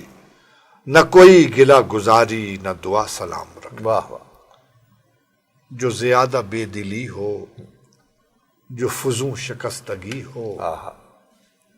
شعر دیکھیے، یہ آپ کا مسئلہ ہے. جو زیادہ بے دلی ہو جو فضوں شکست. جو فزوں شکستگی ہو بہت انتظار کرنا بہت اہتمام رکھنا. کیا کہنے، واہ واہ واہ واہ. جو زیادہ بے دلی ہو جو فزوں شکستگی ہو واہ واہ. بہت انتظار کرنا کیا خوب. بہت اہتمام رکھنا. واہ. یہ نصیر طور کیا ہے تیرے دل میں اور کیا ہے. کیا کہنے. دیکھیں نا، یہ میں نے یہی کہا. یہ نصیر طور کیا ہے تیرے دل میں اور کیا ہے. نہ حساب راہ کوئی نہ خیال بام رکھنا. کیا کہنے، کیا کہنے. واہ واہ. یہ نصیر طور کیا ہے تیرے دل میں اور کیا ہے. نہ حساب راہ کوئی نہ خیال بام رکھنا. کیا کہنے. یہ سفر ہے حسرتوں کا اسے نہ تمام واہ رکھنا. واہ واہ. کبھی یار دل شکن سے کبھی دل سے کام رکھنا. کیا کہنے. اور جناب کیا سنائے آپ کو. بس سناتے چلے جائیں. اب ایک اور غزل کیا کہنے. جو بڑی مشہور ہوئی کسی اور حوالے سے، ہاں. فلموں میں بھی گائی گئی، وہ زمین میری. واہ واہ واہ. اور یہ 1977. نہیں اب تو خیر انہوں نے لکھا ہے. اچھا. ہاں کہ وہ نصیر بھائی سے. اچھا. زمین نصیر بھائی کی زمین میں. چلو اچھا لکھ دیا کم از کم، اتنا تو شکر ہے ان کا. اس پر بڑا عبید اللہ علیم نے بڑا احتجاج کیا تھا. نہیں انہوں نے تو انہیں کے مسئلے کو پلٹ دیا تھا. غزل پیش کر. جناب. واہ تجھے کیا خبر میرے بے خبر میرا سلسلہ کوئی اور ہے. واہ واہ. آپ دیکھیے گا اس کا ہر خافیہ اپنی جگہ ایک الگ سے آ رہا ہے. یعنی ایک مصرے کی ساخت پر غزل نہیں کہی ہے میں نے. سبحان اللہ، سبحان اللہ. جو بعد میں جن لوگوں نے غزل کہی ہے میری زمین میں، انہوں نے ایک ہی مصرے کی ساخت سے بہت سارے شعر. اصل میں وہ ایک ہی مضمون ہے جو مختلف. تجھے کیا خبر میرے بے خبر میرا سلسلہ کوئی اور ہے. جو مجھی کو مجھ سے بہم کرے وہ گریز پا کوئی اور ہے. سبحان اللہ، سبحان اللہ. تجھے کیا خبر میرے بے خبر میرا سلسلہ کوئی اور ہے. جو مجھی کو مجھ سے بہم کرے وہ گریز پا کوئی اور ہے. میرے موسموں کے بھی طور تھے میرے برگ و بار ہی اور تھے. واہ واہ واہ. میرے موسموں کے بھی طور تھے. یہ میرا پرابلم بھائی آپ. میرے موسموں کے بھی طور تھے میرے برگ و بار ہی اور تھے. مگر اب روش ہے الگ کوئی مگر اب ہوا کوئی اور ہے. کیا کہنے، کیا کہنے، کیا کہنے. میرے موسموں کے بھی طور تھے میرے برگ و بار ہی اور تھے. واہ واہ. مگر اب روش ہے الگ کوئی مگر اب ہوا کوئی اور ہے. یہی شہر شہر قرار ہے تو دل شکستہ کی خیر ہو. سبحان اللہ، سبحان اللہ. یہی شہر شہر قرار ہے تو دل شکستہ کی خیر ہو. معاف کیجیے. میری آس ہے کسی اور سے مجھے پوچھتا کوئی اور. بھائی سبحان اللہ، سبحان اللہ. اس مصرے کی ساخت پر یہ پورا اسی پہ لکھ دیں. یہی شہر شہر قرار ہے تو دل شکست تو دل شکستہ کی خیر ہو. میری آس ہے کسی اور سے مجھے پوچھتا کوئی اور ہے. واہ واہ. یہ وہ ماجرائے فراق ہے جو محبتوں پہ نہ کھل سکا. سبحان اللہ، سبحان. بہت لطیف. یہ وہ ماجرائے فراق ہے جو محبتوں پہ نہ کھل سکا. اتفاق سے یہ شعر تمہاری نظر بھی ہے کہ اب تم چونکہ بچھڑنے والے ہو. آپ کی محبت ہے، آپ کی محبت. یہ وہ ماجرائے فراق ہے جو محبتوں پہ نہ کھل سکا. کہ محبتوں ہی کے درمیان سبب جفا کوئی اور ہے۔ بھائی سبحان اللہ، سبحان اللہ، سبحان یہ وہ ماجرائے فراق ہے جو محبتوں پہ نہ کھل سکا، کہ محبتوں ہی کے درمیان سبب جفا کوئی اور ہے۔ واہ واہ واہ، ہے محبتوں کی امانتیں یہی ہجرتیں یہی غربتیں، آہا آہا، ہے محبتوں کی امانتیں یہی ہجرتیں یہی غربتیں، دیے بام ادھر کسی اور نے تو رہا بسا کوئی بھائی اور۔ سبحان اللہ، سبحان اللہ، واہ واہ واہ واہ واہ واہ واہ، کیا ہے فنا، محبتوں کی امانتیں واہ واہ، یہی ہجرتیں یہی قربتیں، کیا فنا لکھی ہے، واہ واہ دیے بام ادھر کسی اور نے تو رہا بسا کوئی اور۔ واہ واہ واہ، یہ فضا کے رنگ کھلے کھلے اسی پیش و پس کے ہیں سلسلے، واہ واہ، یہ فضا کے رنگ کھلے کھلے اسی پیش و پس کے ہیں سلسلے، ابھی خوشنوا کوئی اور تھا ابھی پرکشا کوئی اور ہے۔ بھائی سبحان اللہ، سبحان اللہ، سبحان یہ فضا کے رنگ کھلے کھلے اسی پیش و پس کے ہیں سلسلے، اللہ، آہا، ابھی خوشنوا کوئی اور تھا ابھی پرکشا ابھی پرکشا کوئی اور ہے۔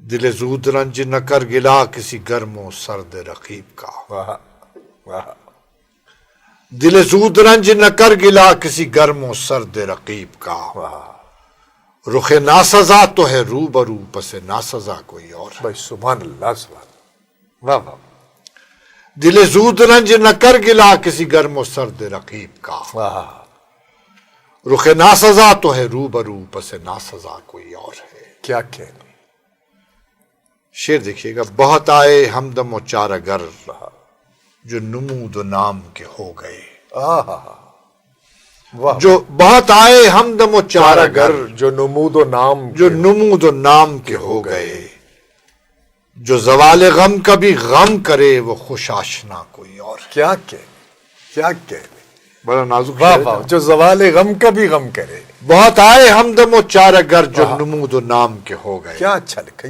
یہ تو آپ نے احوال لکھا، جو زوال غم کا بھی غم کرے وہ خوش آشنا کوئی اور ہے۔ کیا کہنے، یہ نصیر شام سپردگی کی اداس اداسی روشنی، ہائے ہائے ہائے ہائے، یہ نصیر شام سپردگی کی اداس اداسی روشنی، بکنار گل ذرا دیکھنا یہ تم ہی ہو یا کوئی اور ہے۔ کیا کہنے، کیا کہنے، بھائی یہ سبحان نصیر اللہ، شام سپردگی کی اداس اداسی روشنی، واہ، بکنار گل ذرا دیکھنا یہ تم ہی ہو یا کوئی اور ہے۔ کتنی لطافت سے آپ نکلے ہیں، واہ واہ، تجھے کیا خبر میرے بے خبر میرا سلسلہ کوئی اور ہے، جو مجھی کو مجھ سے جو مجھی کو مجھ سے بہم کرے وہ گریز پا کوئی اور ہے۔ کیا کہنے، میں آپ کا بھی شکر گزار ہوں بہت، لیکن اور آپ کچھ ایک آدھ چیز اور اسی سنانی تھی کہ آپ یہ کچھ نوٹ کر کے لائے تھے، میں چاہتا ہوں کہ وہ رہے نا۔ نہیں ایسے نوٹ نہیں، وہ میں میرے اپنے حافظے سے کچھ شعر میں نے وہی جیسے آپ کو ابھی جیسے سنائے کوٹھے پہ تم چڑھا کرو صاحب پکار کے، پکار کیا، ہاں۔ ایسے ہی وہ آگے سے لکھ لیا تھا۔ کوئی اور کیا لکھا ہوا ہے؟ وہ مجروح کا شعر ہے، ہاں، میر مہدی مجروح کا کیا شعر ہے جی، ہاں، کہ نظر انداز کرنا ہے قاتل، نظر انداز کرنا ہے قاتل، ہم بھی موجود قتل گاہ میں ہیں۔ کیا کہنے، کیا کہنے، واہ واہ واہ، ایک شعر مجھے یہ بہت اچھا لگتا ہے اور ایک حسرت کا شعر بہت اچھا لگتا ہے۔ ہاں پوچھتے ہیں وہ جانثاروں کو، ہاں، پوچھتے ہیں وہ جانثاروں کو، تم بھی حسرت اٹھو سلام کرو۔ کیا کہنے، کیا کہنے، پوچھتے ہیں وہ جانثاروں ہاں کو، ہاں ہاں، تم بھی حسرت اٹھو سلام کرو، واہ واہ واہ واہ واہ، میں آپ کا بہت شکر گزار ہوں، اور آپ کہہ لیجئے تو میں کہتا ہوں اس ایم ٹی اے کا، ایم ٹی اے چینل کا بہت شکر گزار ہوں کہ انہوں نے مجھے یعنی میری اتنی دیر تک میری سمع خراشی یہ ناظرین تک اور سامعین تک پہنچانے کی ذمہ داری قبول کی۔ میں بہت شکر گزار ہوں، انتہائی تہہ دل سے شکر گزار ہوں۔ اور پھر چونکہ ہمارے بات کے اور بہت بات کے آنے والوں میں احمد مبارک ہیں، اور چونکہ یہ بہت اچھا مصرع بھی لکھتے ہیں، بہت اچھی سطر بھی لکھتے ہیں، تو اس لیے ان کی دلجوئی کی خاطر بھی میں آ گیا، میں تو سمجھتا میں ہوں ان کا شکر گزار ہوں۔ آپ کی اس محبت کا اور چھوٹے کی بات رکھنے کا، تقریم کا، اور ایم ٹی کے ناظرین تک اپنی شاعری اور اپنی گفتگو پہنچانے کا، یہاں آنے کا یقیناً بے حد شکر گزار ہوں، اور میں امید رکھتا ہوں کہ ہم انشاءاللہ آئندہ بھی ملیں گے، اور خدا کرے کہ آپ کا یہ سفر رواں دواں رہے، اور جو غزل جس اٹھان کی طرف جا رہی ہے اور آپ کے ہاں وہ موجود ہے، خدا کرے کہ اس کا سفر اور بالا سے بالا ہو۔ بڑی بے حد شکریہ، بہت شکریہ۔ ناظرین اجازت چاہتے ہیں، السلام علیکم ورحمۃ اللہ۔